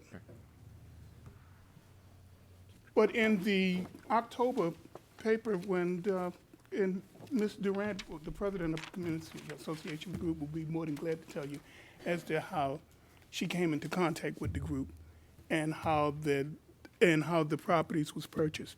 We're sitting down with the Hohen Group from Cross Street right now, from Preston Street on the north to Chase Street on the south, and from Patterson Park on the east to Chester on the west. And they're talking about putting together more so like a $25 or $30 million project with incubators. We had no idea that these guys wanted to do anything. We saw the Board of Estimate report, and then when I sat down with the councilman from the 2nd Councilmatic District and asked him, will he invite the group to come over and speak to the community association as to what they intend to do there, he told me that he would set up a meeting for it, and we never heard anything. Next thing we knew was when we was having a meeting with the Hohen Community Association Group 2 weeks ago, that there was a sign placed up there for the hearing.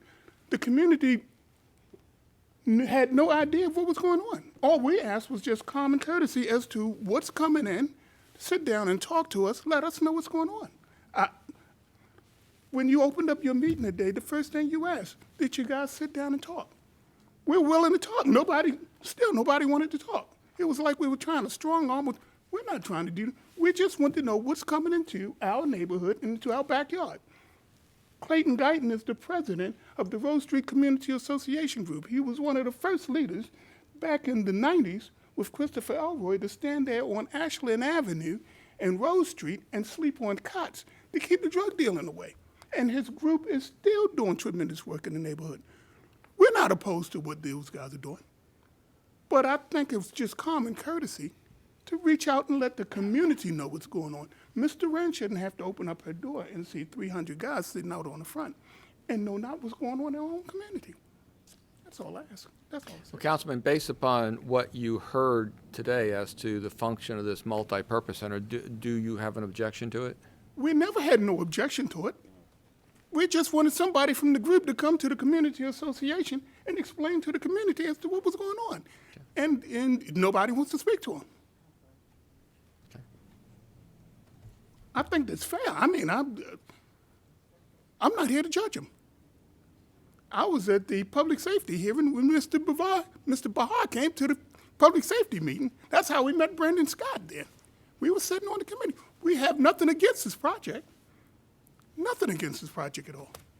We just asked it, I mean, if you're coming into somebody else's backyard like that, I mean, if you can find it easy to sit down with the senator of the 46th legislative district and the councilman of the 11th councilman district and get a letter from them, then how come you can't come into the community and sit down with the community and tell the community what's going on? I think that's fair game. Thank you. Thank you. Ma'am? Hi, I'm Ellen. If you could walk up to the microphone. I'm Ella Durant, president of the Collington Square Neighborhood Association, and Collington Square is relatively crime-free. Police statistics can point that out. And I, too, did not know anything about the 300 Men organization, and I have no opposition to them. My concern is value added to the residents of Collington Square. We currently have an after-school program that has approximately 15 to 40 children daily that's run by the Episcopal Community Services of Maryland. And that's, I don't know feet, but it's like from this microphone to that wall is where they're located. We also have one housing unit that has 18 apartments with 18 families, okay? We have the Maddie B. Uzzle Outreach Center, which we have helped people who were in need.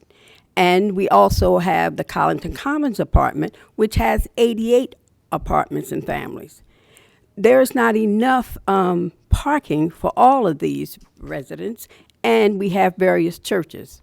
What I've heard today, it sounds like it's a good organization. I personally had never heard of it, and the people in the community of Collington Square said they did not know of the gentleman. We need to know what's going to happen and what is being offered, and if what's being offered is compatible with our community. We fought drug dealing and that sort of thing 15 years ago. We dealt with some very negative things from the police department. That has improved. All we asked was to be considered. Generally, when projects come into a neighborhood association, there's a letter of recommendation from the neighborhood association. But when no one has ever spoken to you, this is the first time I have actually spoken to the gentleman. My first encounter with them was one night, about November or so. I opened my door at 8 o'clock at night, and there were all these men covering the street. So I stood in my door just to see what was happening, and first of all, 2 of them were sitting on my steps. And they got up as I opened the door. One went to the street to join all of the other men. The other knelt beside my steps. So I'm standing there trying to figure out what's going on. And the young man who was kneeling said, "You seem confused. You know what's going on?" I said, "No, I've never seen this many people. Our street is really, really quiet. And it is the same block that the houses are, that they are seeking to renovate on. And that's great. Just keep us informed. Make sure that we know the impact it's going to have on our neighborhood. In addition, are the ideologies the same? A lot of the thoughts may come from the west side of Baltimore, and you're coming into the east side, and there has always been a friction there. And the last thing we need, after fighting to get this neighborhood as quiet as it is some concern between different parts of Baltimore City. So we have no problem with the organization, because I don't know them, okay? We just ask respect, relationship building, and maybe all of this could have been avoided, okay? All right, Thank you very much. You're welcome. Sir? Lincoln Guyton, Director, Rose Street Community Center. We've been on Rose Street for, 15, 16, going on 20 years, dealing with drug dealers, shootings, all types of violence. We don't intervene and we don't prevent it. And I ain't got nothing against the 300 Men, but there's other organizations in the community that should be built on first. You don't come into my backyard or come into my front yard telling me you got a good package, all right? And I already got people there. force 300 men. I can get 300 men, and that ain't no problem. But here's the problem. The problem is, while I was sitting back there on that row, we teach all our young men to respect senior citizens. And I heard a conversation, maybe I was ear hustling, whatever you want to call it. Somebody asked, who was she? And you know what the comment was? Nobody. She's a senior citizen. She, in my opinion, out of all the young men I have ever dealt with, you can't bring one of them nowhere, and they ever tell you that I said a senior citizen was nobody. Now that right there, to me, number one, she should get an apology from the person that did it. Well, I understand your Okay. frustration, but we're here on a land Right, use right. issue, I'm so let's right. get I'm back backing to up. the, I'm to the backing property. up. I'm backing up. Okay. For as the use of the property, the people that goes into the property should have some sensitivity training so that they can build quality mentoring programs for young people. Thank you. Thank you very much. Mr. Bahar, is there anything you'd like to close with? Yeah, one, let me remind the board, because I keep hearing people say my neighborhood. Munir Bahar lives 2607 Borough Avenue, 21205. I bought a house here 10 years ago. I've been living in this neighborhood in District 13 for 10 years. I have dozens of young men on the streets of East Baltimore that I have mentored. So this idea of something being, I mean, it's like ego, my neighborhood. Well, again, let's, as I mentioned, let's stick to the property. Sure. Okay. So that's one matter. Two. So the night when I first met Durant, one of my guys was near her house, and they were talking. And as the leader, he asked me to come over and talk to her. And she had a very cold. It was just very cold.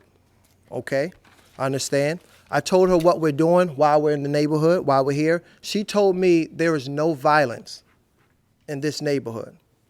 Her husband echoes the same thing to me, and I talk to her husband almost daily when we're working on the property. She's actually in support of us, but he says there's no violence in the neighborhood. So I guess Leroy Johnson, 33, who was shot on Lafayette on March 29, 2016, didn't count as violence. Or Lamont Malloy, 24 years old, who was shot and killed in 1200 block of Patterson Park, which is one block over, on January 29, 2016, doesn't constitute as violence. Or maybe Jamar Kelly, 22 years old, who was shot and killed on March 12, 2016, on a 2300 block of Chase Street, 3 hours after we just got finished working. I guess that doesn't constitute as violence. Or DeCory Horn, 20 years old. Or Troy Briggs, 21 years old. Or Antonio Newsom, 28 years old. Or Kenneth Collins, 45 years old. All these individuals were killed in 2016 in District 13 within a mile radius of this area that we claim is no violence. Or Antonio Washington, who I went to high school with, who was just killed days ago on Duncan Street. I guess that doesn't constitute as violence. Or Sharon Williams, the 61-year-old who was burned alive on the first day of the year in 2016. I guess that doesn't constitute as violence. Or Manuel Henson or Alan Taylor, 29 years old. This is 2016. For the sake of time, I won't read 2015. For the sake of time. So, I honestly don't understand, outside of the real purpose of why we're here, to be granted a conditional use, why we even have opposition. If one is a community association president, if you are unaware of the one of the nation's leading anti-violence movement, we have been featured on everything. We've done news articles from Al Jazeera to CNN to Channel 11 to Channel 2, posted up right in front of these properties. When we bought the properties and we got the approval from Board of Estimates, we shot a video. Channel 2 picked that video up. That video has had 66,000 views.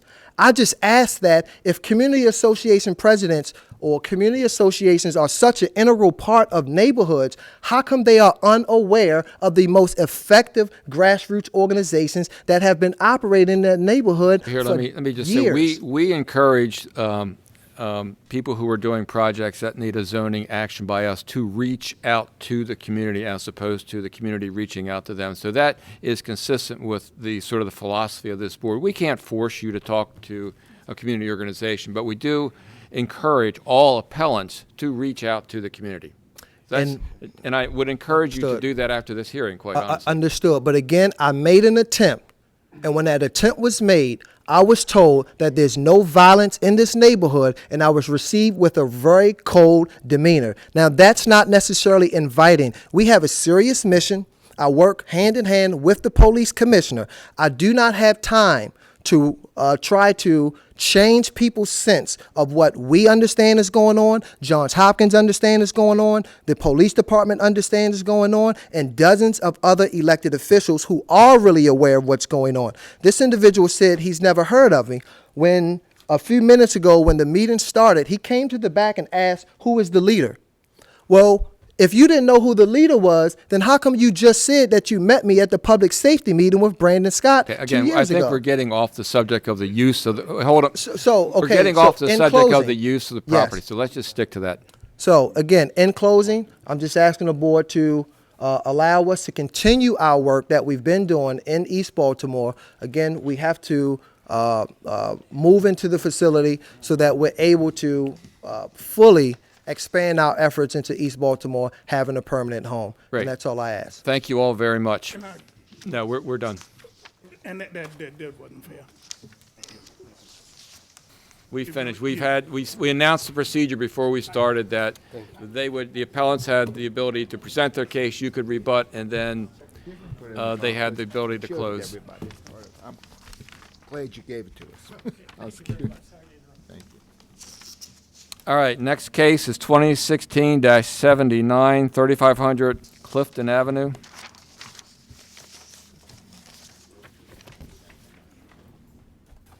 I only have one letter from you.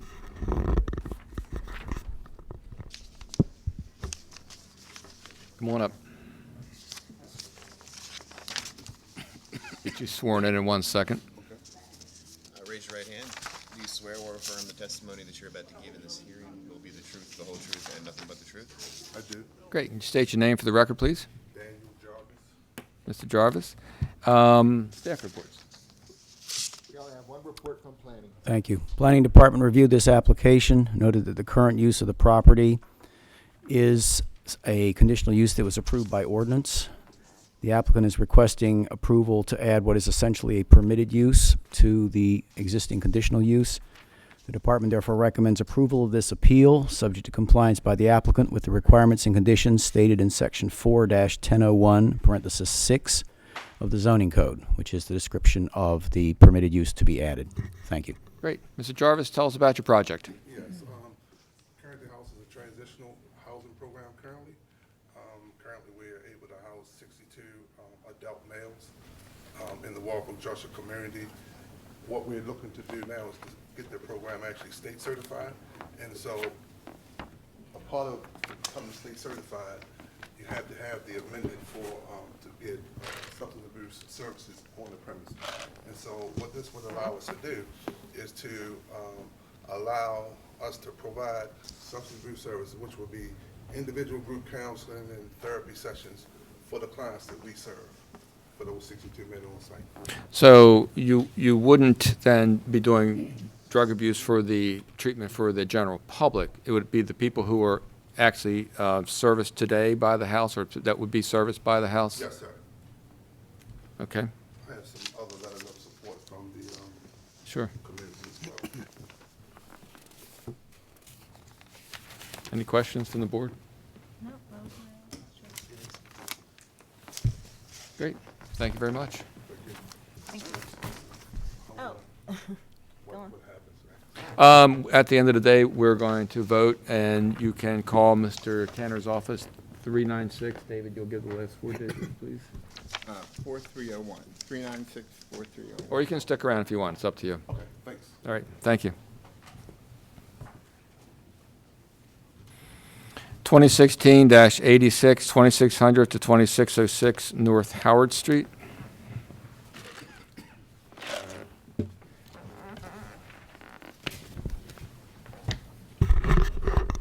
afternoon. Good afternoon. Caroline Hecker, Rosenberg Martin, on behalf of the You. applicant. I'm joined by my colleague Justin Williams, as well as Corey Palioka, who's with Parts and Labor, and John Constable, who's with the property owner. Great, thank you. Mr. Williams is handing out a series of exhibits that will. All right, we'll get your witnesses sworn in, then we'll have staff reports. Do you swear or affirm the testimony that you're about to give in this hearing will be the truth, the whole truth, and nothing but the truth? Great. Staff reports. Yes, we have a letter from the Charles Village Civic Association indicating that they have a recently executed MOU with this use, and they are in support of the project.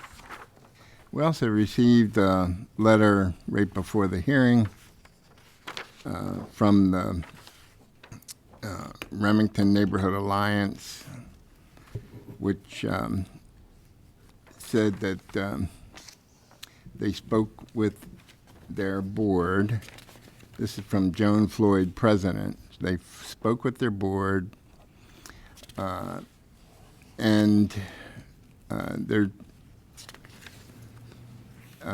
issue for us is understandably is the exasperation of already problematic street parking conditions. The board has instructed me to request two things of you. Add more dedicated parking spaces in the Howard Street parking lot. I'm sorry, didn't pronounce that very well. With the increased square footage presented by your application for outdoor table service. And two, take measures to more effectively direct patrons to the Howard Street parking lot, including but not limited to better signage, informing them the lot is available. It was noted that the dedicated off-street parking spaces are left empty while Parts and Labor patrons drive around the neighborhood looking for and taking up precious spaces on the street. And that's the staff report. Great. Thank you. Planning Department reviewed this application, including what I will refer to as sidewalk site plan that was included with the application. The department is supportive of the plan as laid out, including the use of the additional space which is being taken from the public right-of-way and closed to make a very large outdoor seating area, which in fact was something that was negotiated with the developer a few years back, and the department was very supportive of as an outdoor gathering space. On that basis, the department is recommending approval of this appeal, subject to these conditions, in addition to any other conditions the board may establish. A minimum of 6 feet of the sidewalk must remain clear and unobstructed for pedestrian use. The capacity of the outdoor seating area will be not more than 19 tables and 86 patrons. We've discussed that number with counsel for the applicant, and it might be a slightly lower number, but the department will stand by that number in case you need 2 extra seats. The tables will be limited to those we've laid out in our memo. There may be a misunderstanding about a particular table that we thought was going to seat 12 patrons that might not be there, but nonetheless, there is a specific description in the departmental memo if the board wishes to consider that in testimony from the applicant. There will be no outdoor bar, no outdoor music, jukebox, or other form of entertainment, and all patrons must be seated for dining and served by wait staff. Thank you. Great, thank you very much. Ms. Hecker, are those conditions acceptable to you? Generally, yes, but with a few slight clarifications. Let's understand, we'll make sure we're all on the same Start page there. here. Absolutely. Well, let's see if I get them in order. Have them in my notes here. With regard to the 6 feet of the sidewalk, actually, I wonder whether it may make sense for me to give a little bit of background on what the. Oh, thank you. That's even better. Thank you. With your permission, I'd like to sort of explain a little bit about what we're doing first rather than going directly to the conditions. It'll make a little bit more sense, I think. The application is for outdoor seating accessory to Parts and Labor restaurant located at 2600 North Howard Street. It's been very successful. It's been critically acclaimed. I've included in the file that we handed out a review from Baltimore Magazine about the restaurant, as well as a copy of their menu. It's delicious. If you haven't eaten there, you should. There are also some photographs in the file that that show the existing conditions right now. You'll see that the existing former tire shop building, it has been renovated, and there's an island located in 26th Street that where the 26th Street right-of-way has been sort of relocated. This area between the island and the building is what we're talking about closing. And that whole area, including the island, will be improved with a public plaza amenity space for the neighborhood and for outdoor seating. This property was in front of the zoning board in 2013 for conditional use approval for the theater, for Single Carrot Theater, which is located in the same building, and for office use associated with that. Also, that decision in that case, the board's decision in that case, incorporated an MOU with the Greater Remington Improvement Association and the Charles Village Neighborhood, Charles Village Civic Association, excuse me, that indicated that they were not seeking outdoor seating at that time. They agreed that they would go back and talk to the community associations in the event that they wanted outdoor seating. And that, in fact, is what has occurred here. We've been meeting with the community over the last several months, and the plan that you're seeing today is the result of extensive discussions with the community associations in the area with regard to what they want to see there, as well as what will create the best amenity for the community and for the restaurant as well. You'll see in the file, I've included a copy of the zoning board's decisions with the MOUs attached from the last case. This is the site plan that Mr. French was referring to. It's the one that was submitted with our application. I've also included in the file, and I've shared this with Mr. French. I didn't have this until yesterday, but this is a copy of the street closing plat that is being approved by the city for the closure of this portion of 26th Street. And what this shows is that the 26th Street right-of-way is now located here, and that this triangular sort of pork chop shaped piece is going to be added to the existing parts and labor property. And all incorporated into one big lot. So what you can see is that the sidewalk that's proposed to remain is about 12 to 15 feet all the way around the site. And that, I believe, was one of Mr. French's first condition? Might have been. Yes, so with regard to the first condition, about 6 feet of sidewalk remaining clear, that's obviously not going to be a problem. As I said, shown on the plan, we're leaving, it's approximately 12 to 15 feet. The space isn't dimensioned, but you can see the one next to it. This is 6 feet, so if that's 6 feet, then this must be it's at least twice that wide all the way around. As you'll see on the site plan that we've included, there are 40 seats in the outdoor seating area that are dedicated for parts and labor for the restaurant with table service in this area in the sidewalk portion. There are an additional 40 seats located in this public plaza area. And this 12-seat table that Mr. French sort of alluded to in his staff report is actually a fire pit. It seats around an outdoor fire pit amenity space that the city's actually already issued a permit for. That's under construction right now. This whole area, the operation of this whole area has been, as I said, the subject of extensive negotiations with the community about what they want to see in this area. And you'll see in the file that I've handed out two MOUs, one with Greater Remington Improvement Association, one with Charles Village Civic Association, which have the same terms, but they're in separate documents relating to the operation of the outdoor seating area that's shown on the plans. As a preliminary matter, Parts and Labor is only going to be allowed to seat its customers in the area that's on the sidewalk. It's those 44 seats are dedicated to Parts and Labor.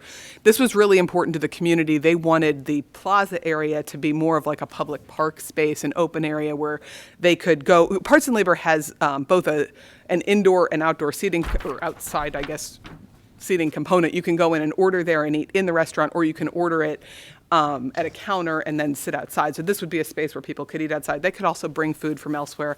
They will not be allowed to bring alcoholic beverages from elsewhere. We're going to be applying to the liquor board to extend the Parts and Labor's liquor license to include this whole area. So the whole area will be within the Parts and Labor liquor license area, but that will allow Parts and Labor to control any alcoholic beverages that are consumed in that area. People will not be permitted to bring alcohol from elsewhere to consume in that area. Parts and Labor will be responsible for constructing and maintaining the fire pit and responsible for extinguishing all fires in that area. They'll be maintaining the whole area free and clear of all trash and debris. The property owner is going to commit to maintaining the furniture and the landscaping in that area. You'll see on the plan there's extensive landscaping that's proposed, the idea being to contain it into this plaza area so that there are some defined edges and it doesn't spill out into the street and the rest of the neighborhood. And we are agreeing to join with the community association in advocating for traffic calming measures on Howard Street in this area as well. Parts and Labor, I skipped one. Parts and Labor is also agreeing to install appropriate signage advising the public of the rules and regulations for operation in the plaza area. So we think that we have extensively covered the way that this whole area should operate, and we would request that the things that are included in the MOU be incorporated into the board's decision should the board approve the appeal. I'd like to just proffer the legal standards for approval of the conditional use that are included in the outline that I've submitted. I note that no one is here in opposition to this, and the outline does go through the various legal standards. I will respond to the comments that Mr. Tanner read into the record from the Remington Neighborhood Alliance. We received those yesterday from Ms. Floyd, and we do agree with her that the parking spaces that are dedicated for Parts and Labor's use and for the tire shop generally are underutilized. And so what we've done, there are 14 spaces that are dedicated, and she's right, they're not used all the time. And so we think they can be better used with better advertising to our customers that they're available, where to find them. And so since yesterday, we have added to our website where you can find the parking lot areas. We've also had it added to our open table listing, so folks who find it on the internet and reserve a table that way know where to find out off-street parking, so they're not competing with residents of the neighborhood for street parking. And we've also ordered some additional signs that'll be displayed at the restaurant so people know where to go if they happen to pull up there and see that there are, that they're looking for parking, and they'll see that there's a space available or that there are spaces available in the parking lot across the street. From a off-street parking perspective, and I realize I'm talking quickly as I'm running through all this. From an off-street parking perspective, the property does require 31 parking spaces. They provide 52, so they actually provide well in excess of what zoning requires. 20 of those spaces are in a lot in the back of this building. 32 of the spaces are across the street in a lot under common control with the landlord. So there is plenty of off-street parking available, but we do agree that it probably could be better utilized. So we're happy to make those adjustments to get people to park in the appropriate areas. With that, you have the copies of the MOUs that indicate the support of both of the community associations, and Charles Village, on top of that, has sent a letter separately in support of our application. And so we would request that the board approve the application subject to the conditions that are set forth in the MOU. I also just briefly want to touch on, I think I covered most of the planning department things, but just for the sake of clarity, because I said I would come back to this, we will have more than 6 feet of sidewalk. That's not an issue. Mr. French had counted 86 seats. Our count is 84. We're happy to take the extra 2, but I don't know where they would be located. We don't have 19 tables. We have 18 tables in the fire pit area. So the fire pit, he's counting as a table, but we would want that not to be designated as a table. Likewise, the same comment would relate to the description of where the tables are located. Again, we don't have one table that seats 12. We have a fire pit area that seats 12. We're not planning to have an outdoor bar, nor are we planning to have outdoor music, jukebox. The property doesn't include authorization for live entertainment. We're not proposing that today. And then with regard to patrons being seated for dining served by wait staff, in the sidewalk area that's shown on the plan against the building here in this sidewalk area, they will be served by wait staff. In the plaza area, we're proposing to have that as a more open area where you could pick up food inside and bring it out. There's lots of precedent for that in other restaurants that have authority for outdoor seating that don't necessarily require that you be served by wait staff. And Mr. French has indicated to me that planning doesn't object to that. So with that, if that answers your questions. Mr. French, is planning on the same page with the applicant? Let me just ask a simple question. To the best of our knowledge, yes, sir. Okay. Does the board have any questions? Just one. Sure. Being a patron of the fine establishment and being very familiar with traffic patterns on Howard, with respect to the traffic calming study or whatever, was there any consideration given in terms of, any way to, should a car accidentally veer in that direction with outdoor seating, to just keep that from happening? I'm not suggesting Jersey walls, but is there any? I'd like to ask Mr. Constable to address that. Architecturally pleasing. Yes, absolutely. That's a great question and was a concern. And I initially suggested bollards and was told by our civil engineer and traffic that they didn't like bollards because a car might not see them and the car may be damaged. I was more concerned about the pedestrians. So the sidewalk that now runs parallel with North Howard Street and perpendicular to the section of 26th Street that we shut down is raised. So it is a raised curb.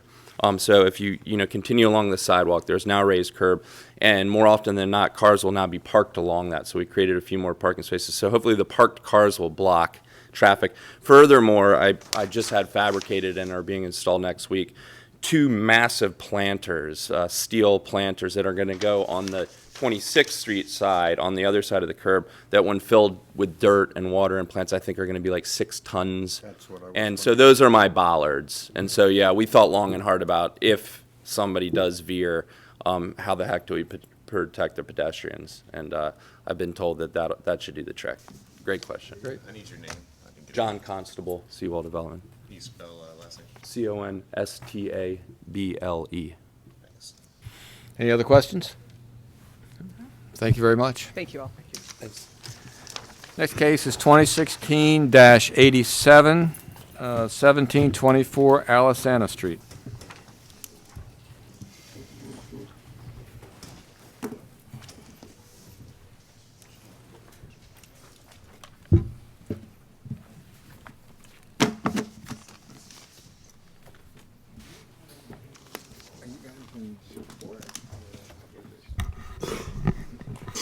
Have a letter of opposition, Bob?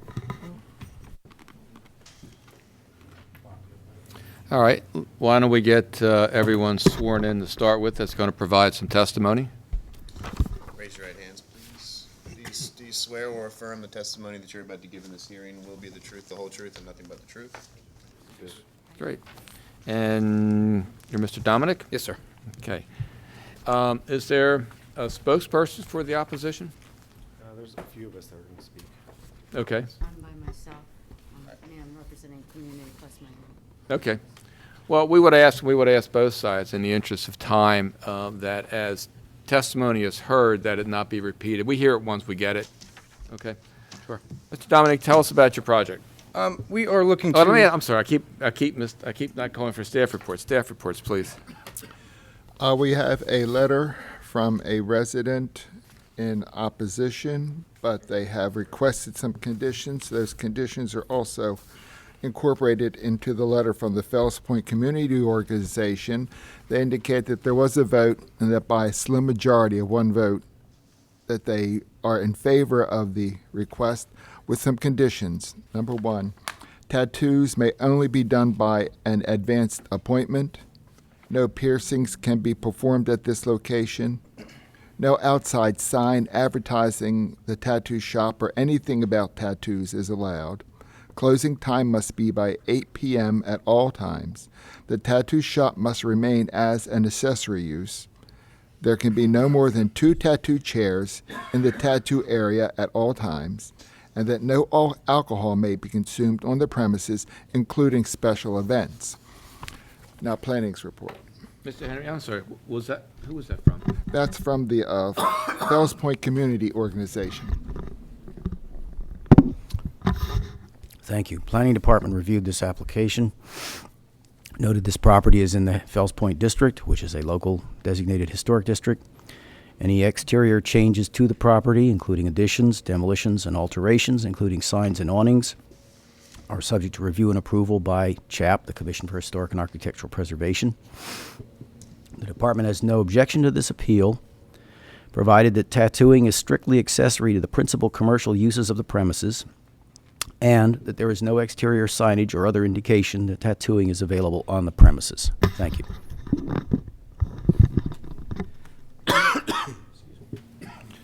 And Mr. Dominic, you've heard the position of the planning department. Is that acceptable to you? Yep. Okay. So now we understand sort of where you are. So tell us about your project. Okay, we're looking to rezone to the C1 district. We're looking to mainly focus on apparel, clothing, anything from shirts, jeans, sweatshirts, all the way up to suit accessories, suits that will be helped out by Christopher Schaefer, who's over here, as well as an art gallery, which will be changing monthly to feature different artists. In addition, having the appointment-only accessory tattoo studio on the back, which I believe is 10 feet 2 inches by 22 feet, so it's about a third of the room in the back. My background is in clothing. I had a clothing company a couple years ago. So we'll be manufacturing clothing probably outside of the store while selling it inside. I also have been tattooing for about 5 years now, and I just right now travel and do it like that. Just looking for an area to work out of, stay appointment only, and basically that's the gist of it. Okay. Anybody else want to provide testimony? And again, we say if it's simply repetitive, we get it the first time we hear it. Okay, we'll turn to your opposition. My name is James Judicus. I'm the owner of Saints and Sinners in Fells Point, another establishment that currently tattoos. There are currently 2 legal businesses in Fells Point that tattoo, housing a combined total of about 10 artists. We think that's more than enough for the community. And we were in this very room the end of 2001 when another shop was trying to open up in the 800 block of South Baltimore. And the board then said that even if they were inclined to grant zoning, they would have to get a judge to overturn the ordinance that was passed outlawing any other tattoo shops from opening in Fells Point. Okay.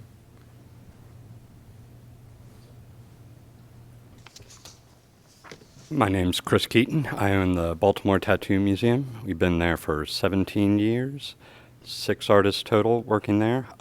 We've recently had to lay off a couple of employees because the market's so oversaturated. We have been joining together with Saints and Sinners and sending people back and forth for tattoos, and we think that it would be a burden on our business. Okay, thank you. Anyone else? I'm here for myself, but also in the interest of just making sure the message got across from the Fells Point Community Association. My name is Deborah Tempera. I do own a property across the street from where these people are proposing their proposal. So I guess I'll do first the organization vote. It put us in a little bit of a situation because none of the other organizations had time to put this on their agenda, and I'm not sure if you did request to be with the Fells Point homeowners, which is a much larger group of people. So anyway, the Fells Point Community Association did present this, and there was 10 people there. 9 people voted, 4 opposed, 5 for, 1 abstained. And I'm going to put this on a record because I was there, and I can tell you the one reason. The group basically did not feel comfortable. They wanted to basically maybe postpone this, but then there was a timing and feeling bad that they have a situation with their landlord. They were concerned because they had presented a business plan which is totally different than what they came the next day and presented us. And this business plan he did present us stated there'd be pub crawls, there'll be there'll be a few other things. It sounded like there would be more tattoo artists versus the one person. And if the letter was read in the record, it would state all these things. Did everyone read the letter that came from the association? Because there's a lot more to it than what Mr. Henry read. We have not read Okay. that letter. Well, Joanne went into it, and it is truth because I was also there. But this letter stated that at the meeting they shared a written business plan that had no floor plan and was not consistent with the verbal plan they shared verbally to us that night. They were apologetic and stated that the written plan was for a different location and said that they would provide an accurate business plan the following day, which they did. At the meeting, the only space that they knew the dimensions for was the tattoo area, which did not provide a good sense of how it related to the whole space, which was important to us as a tattoo area is supposed to be an accessory use to the rest of the business. It was disconcerting that they came to the meeting unprepared, and it created some atmosphere of distrust among some of the present. The floor plan that was submitted the day after the FPCO meeting lists these dimensions. Total length of the building, 73 feet, bathroom, almost 10 feet, tattoo space, 22 feet, total retail and art gallery would be 41 feet, 4 inches. Not counting the bathroom, the tattoo area is about half the size of the retail and art gallery, which seems to be a little bit more than just an accessory use. The members-only discussion was lively and lengthy. By a slim margin of one vote, the vote was submitted with these following conditions. If these and then he read all the conditions, so I won't repeat that. If these conditions are not accepted in their entirety, the Fells Point Community Association would withdraw its support and would oppose this request. It should be noted that in a B22 zone, tattoo shops are not a permitted use. The determination an accessory use is appropriate should include the wishes of the community. Our members reluctantly gave support based on the above-mentioned conditions. It should be noted that others in the neighborhood have indicated to the Main Street that they are opposed to having another tattoo shop in the neighborhood, and that they believe that an ordinance prohibits the existence of another tattoo shop in the area based on the board's decision a number of years ago when an application was made to open one in the 800 block of South Broadway. Since no one could provide any documentation of that, we have no way of verifying it. Laurie Feinberg said she needed to do one research, and I didn't think to bring you that email. So there is still this question. Well, let me ask Mr. Tanner, Mr. French, are either of you aware of this ordinance? It's probably referring to the existing zoning code, which lists tattoo parlors as permitted in the B3 zoning district. Okay. So if the property was not B3 and the primary use of it was to be a tattoo parlor, they would have to amend the code to accommodate the primary use. Now, we have a number of appeals that have been to the board since then that have approved as an accessory use tattoo parlors in several locations throughout the city, and they were all B2. So there is some precedent for this kind of request, as long as it meets the definition of the accessory use and continues to be accessory. That's the basis upon which they've been approved. I just wanted to clear that up. And I thank you. And can he clear up the as an accessory use definition under?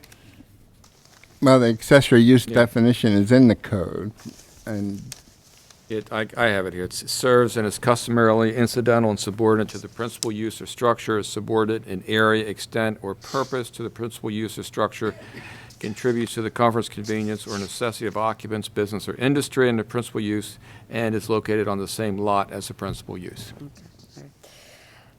Suffice it is to say, it is likely that there are very mixed feelings in the neighborhood regarding the addition of another tattoo shop. If the board grants this request with the conditions cited above, it is my hope that the owners and the partners conduct their business in accordance with the law and conditions imposed, as well as being good neighbors. I will be unable to attend the hearing, la-di-da, the end. So I am here for myself, but also to make sure that it was read in the record, that we now have more of a clearer understanding of what those conditions are more about, and a little bit of controversy here. I'm also mainly here because I've seen it happen before, is they'll send an email and say, no, not a problem, thanks again, didn't reply to also sending again. I read their response, which is underneath the email, like it sort of gives you an idea that they approved our conditions, but yet no one has currently stated these conditions on the other side. If I was not here, I mean, you know, they're not saying. When you're done, I'm going to ask him. Okay, all right, thank you. Okay, so I just wanted to, so that's a little bit of concern, and that's what I'm here for. Okay, now I'm going to testify for myself. I don't know, the zoning board, as we all, not zoning board, or some way. Okay, accessory use clothing. Okay, so now we have clothing. I know I'm very skeptical about this being the principal. I think the clothing in the art gallery, personally, to me, and I believe everybody else thought that way as well, the members at the group.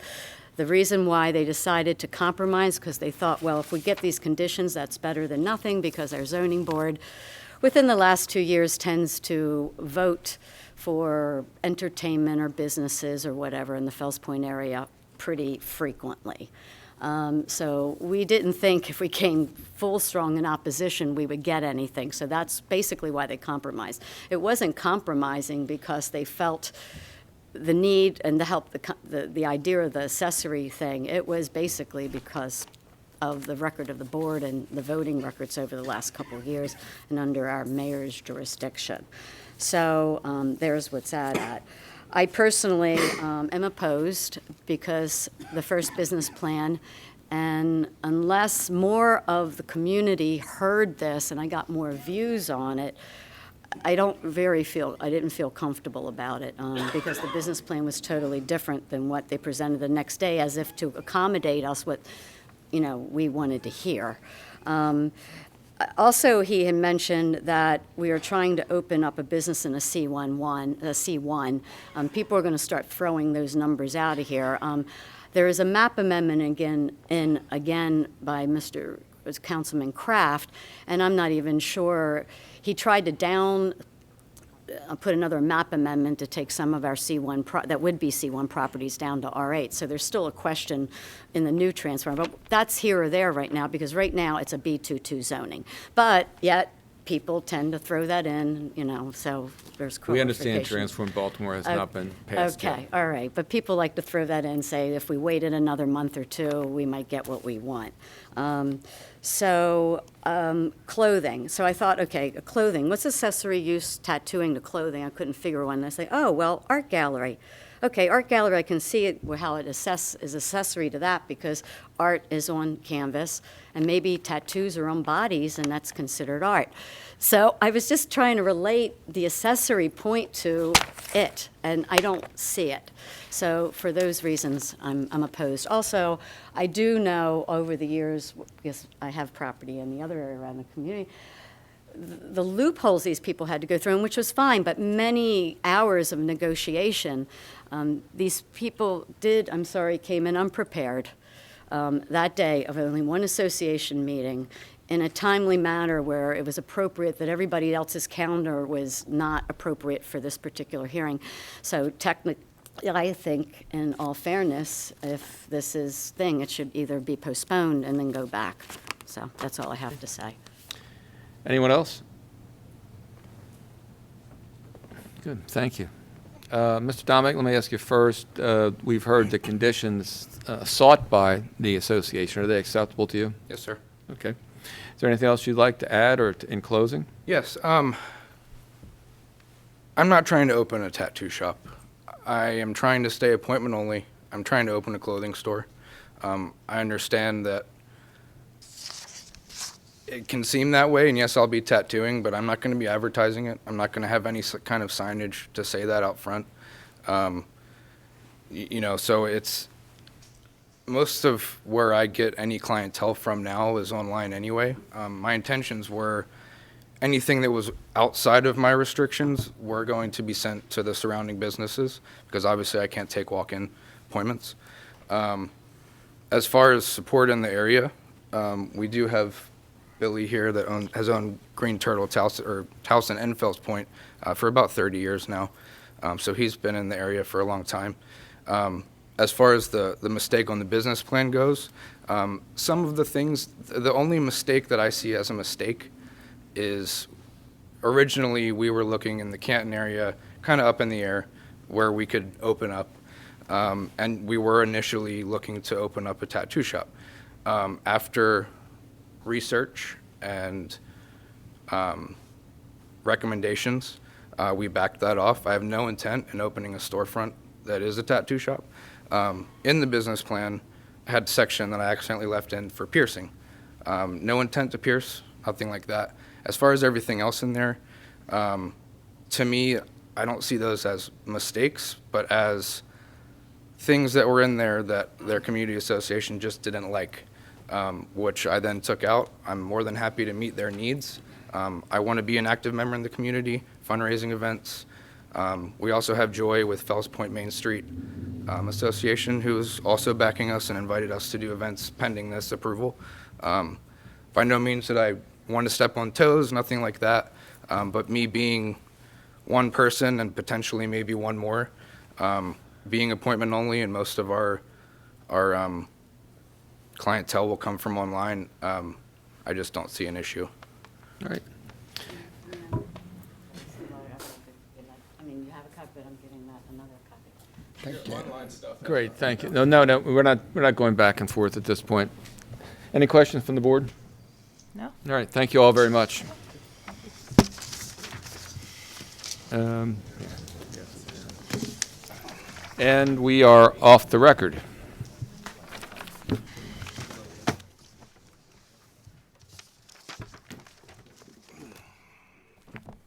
And I commend our chairman for a very timely entry. Why did you do that? Off the record. Oh, hey, Jeffrey. Yeah. Just call the zoning office. You can either call or you can stick around. It's up to you. I couldn't tell you. What do we have left? Glad you could join us now. Yeah. I guess it's too late for me to say something. Yeah. Yes, ma'am. We're off the record. Yeah.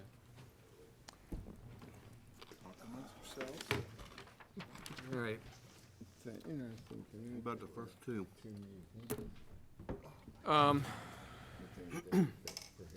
I didn't see the hardship in the first one. I just couldn't get there with the standard. I mean, he was just trying to make some more money with it. Yeah, I kind of felt like the circumstance was created by the owner. I mean, they didn't, there was no testimony to say they actually removed the kitchen, but they owned the property while the kitchen was removed. Right, right. We agreed on that one. 31. I'm okay with 31. I think the hardship is, those buildings are so small. I mean, they're not practically livable in today's world. And CHAP may give him a problem. Obviously, I would make it subject to CHAP, but Right, yeah. okay. What was it, like 28 feet total? Yeah, it was tiny. I forget what it was. It was tiny. When we get the upwards. Yeah, it was under What- what 35. they're- I think there was testimony that the whole house was 500 square feet or something. Yeah, yeah. Only thing is, that's gonna set off. I thought that small houses were in there. No, Not small, tiny. Tiny, yeah. Different. Tiny house. 2016, 76. Oh, I'm okay with it. 76. I was okay with it. Artie? I agree. I don't have a problem with it. I think the issue was that there was no professional courtesy of I going agree. to the. Yeah, they should have talked, they association. should have talked to the homeowner. Communication, yeah. Once you asked if there was an issue with what they were doing, nobody could say Yeah, yes, yeah, so right. I don't have an issue with it. 79. I was okay with it. I'm okay with it too, you know. But, yeah, I don't as soon even as you think said so. it's just servicing their clientele. Yeah, subject to Think planning that made it conditions, okay. right. Yeah. So is that gonna be an accessory use?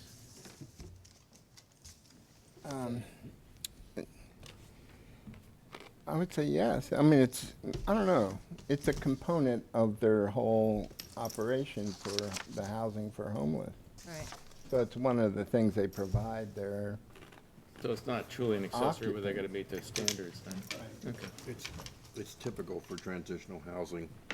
I don't to even offer think this they type of needed to be here, to be honest with you. Yeah. All right. 86. Again, I was okay with planning conditions and the MOU.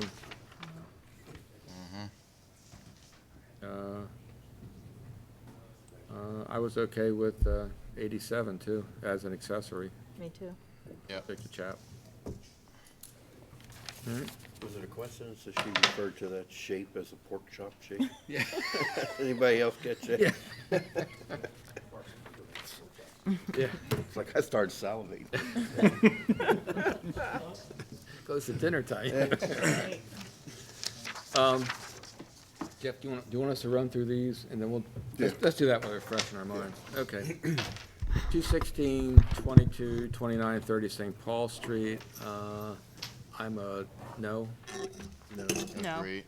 2016, 31, 642 Melvin Drive. I am okay, subject to CHAP approval. Yes. Yes. Agreed. 2016, 48 consent with conditions. 2016-63, consent with planning conditions. 2016-44 was consent. 2016-66 was consent. 2016-67 was postponed. 2016-68 was consent. 2016-69 was consent. 2016-70 was consent. 2016-71 was consent with planning's conditions. Just to stop you for a sec, 70 was consent with, Oh, you're right. compliance with accessory use. Accessories, you're absolutely right, yes. Yes. Yes, thank you. Where did 2016-72 was consent. 2016-74 was a no-show. Ooh, I'm not sure what happened there. 2016-76, I'm a yes. Agreed. Recuse. 2016-77 was consent. 2016-78 was consent. 2016-79, I'm a yes, I guess with no conditions. Planning conditions. Oh, with planning I have. conditions, yeah. Right. Agreed. Yes. 2016-84 was consent with planning conditions.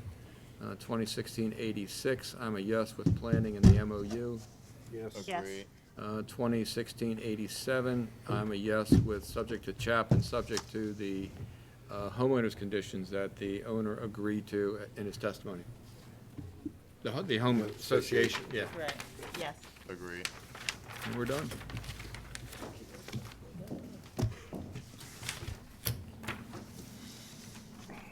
Sweet. Yeah. How'd Did you win? Now we can, yes. Good.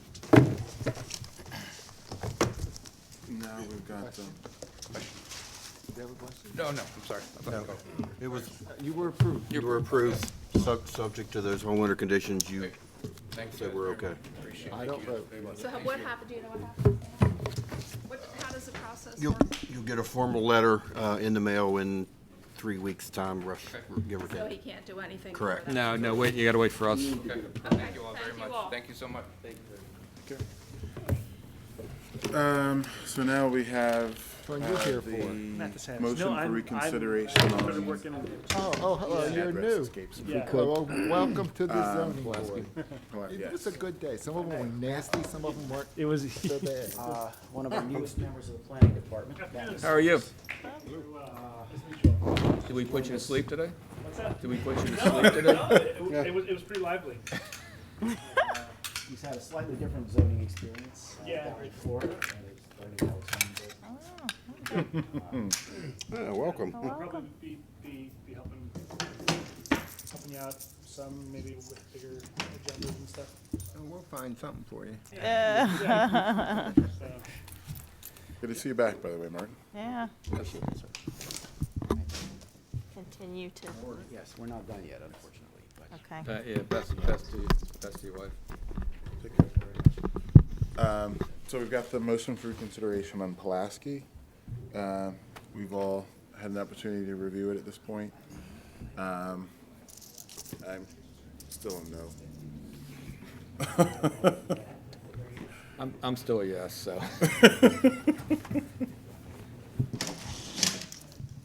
Not putting pressure on the rest of you. I think I was a yes before, I'm still a yes. Right. The same here. Yeah, Had I changed.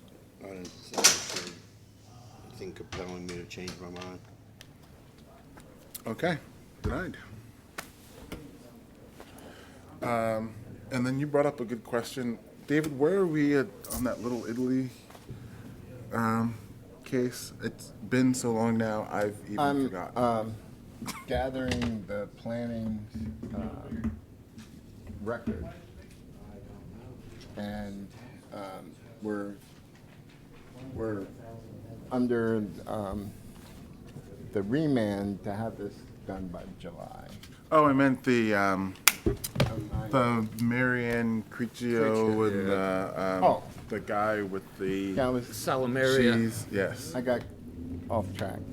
That's a, That appeal's been, I mean, that case has been appealed to circuit court. okay, So so we're it's now done in with their it. hands. Okay, so we're done. And it's up to Sandy to defend us. I was gonna say, how can, So how did it go to how do you do that? Right. The record's not ready for appeal. Right. How do you appeal before there's been a final There's still decision been a final issued from the board? I mean, The court, the judge said for the sake of expedition, Mm-hmm. he wants the board Expeditiousness. to hear all three issues. Oh, this is back on, whatchamacallit? Which case is that? I'm That's sorry. Joan Floyd's. That's the Joan Floyd, the minor amendment to the PUD issue. Yes. Oh. No, we're talking about the Marianne Criccio. I'm sorry. Am I ever gonna I'm get to my bouncing little back. tax and credit or forth. not? So, Christie's case is, why isn't it right? I mean, we made a final decision. Well, I don't think we did, didn't we We vote never to? issued. We're waiting for legal. Right, we No, never I thought issued. we, No, it was gonna be a revote. I thought we revoted. We drafted a new resolution. Yeah, this Yeah, is we did. reminding me, I had that lovely meeting with David Ralph and everyone else. So Yeah. We it was voted. approved, right? Four to, yeah, okay. Right. Okay. Mhm. But I just didn't know whether or not the, So we, because I know that basically, the we have written part hadn't a been new sent out. written, Okay. Okay, so Decision. Criccio's appealing. yeah. Oh, okay, okay, I was thinking the owner was, okay. No, the owner, Yeah, he's, okay, no, I didn't realize, okay. No, we're good then. well, who knows what the owner is thinking, but he's not appealing. They both could have appealed, but. Yeah.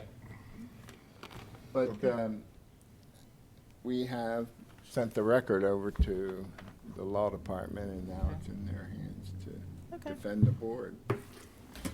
And we've got, yes, that mess in Remington to deal with. Yeah, that, I think we need to, I'll have it together by the next hearing. We can decide when we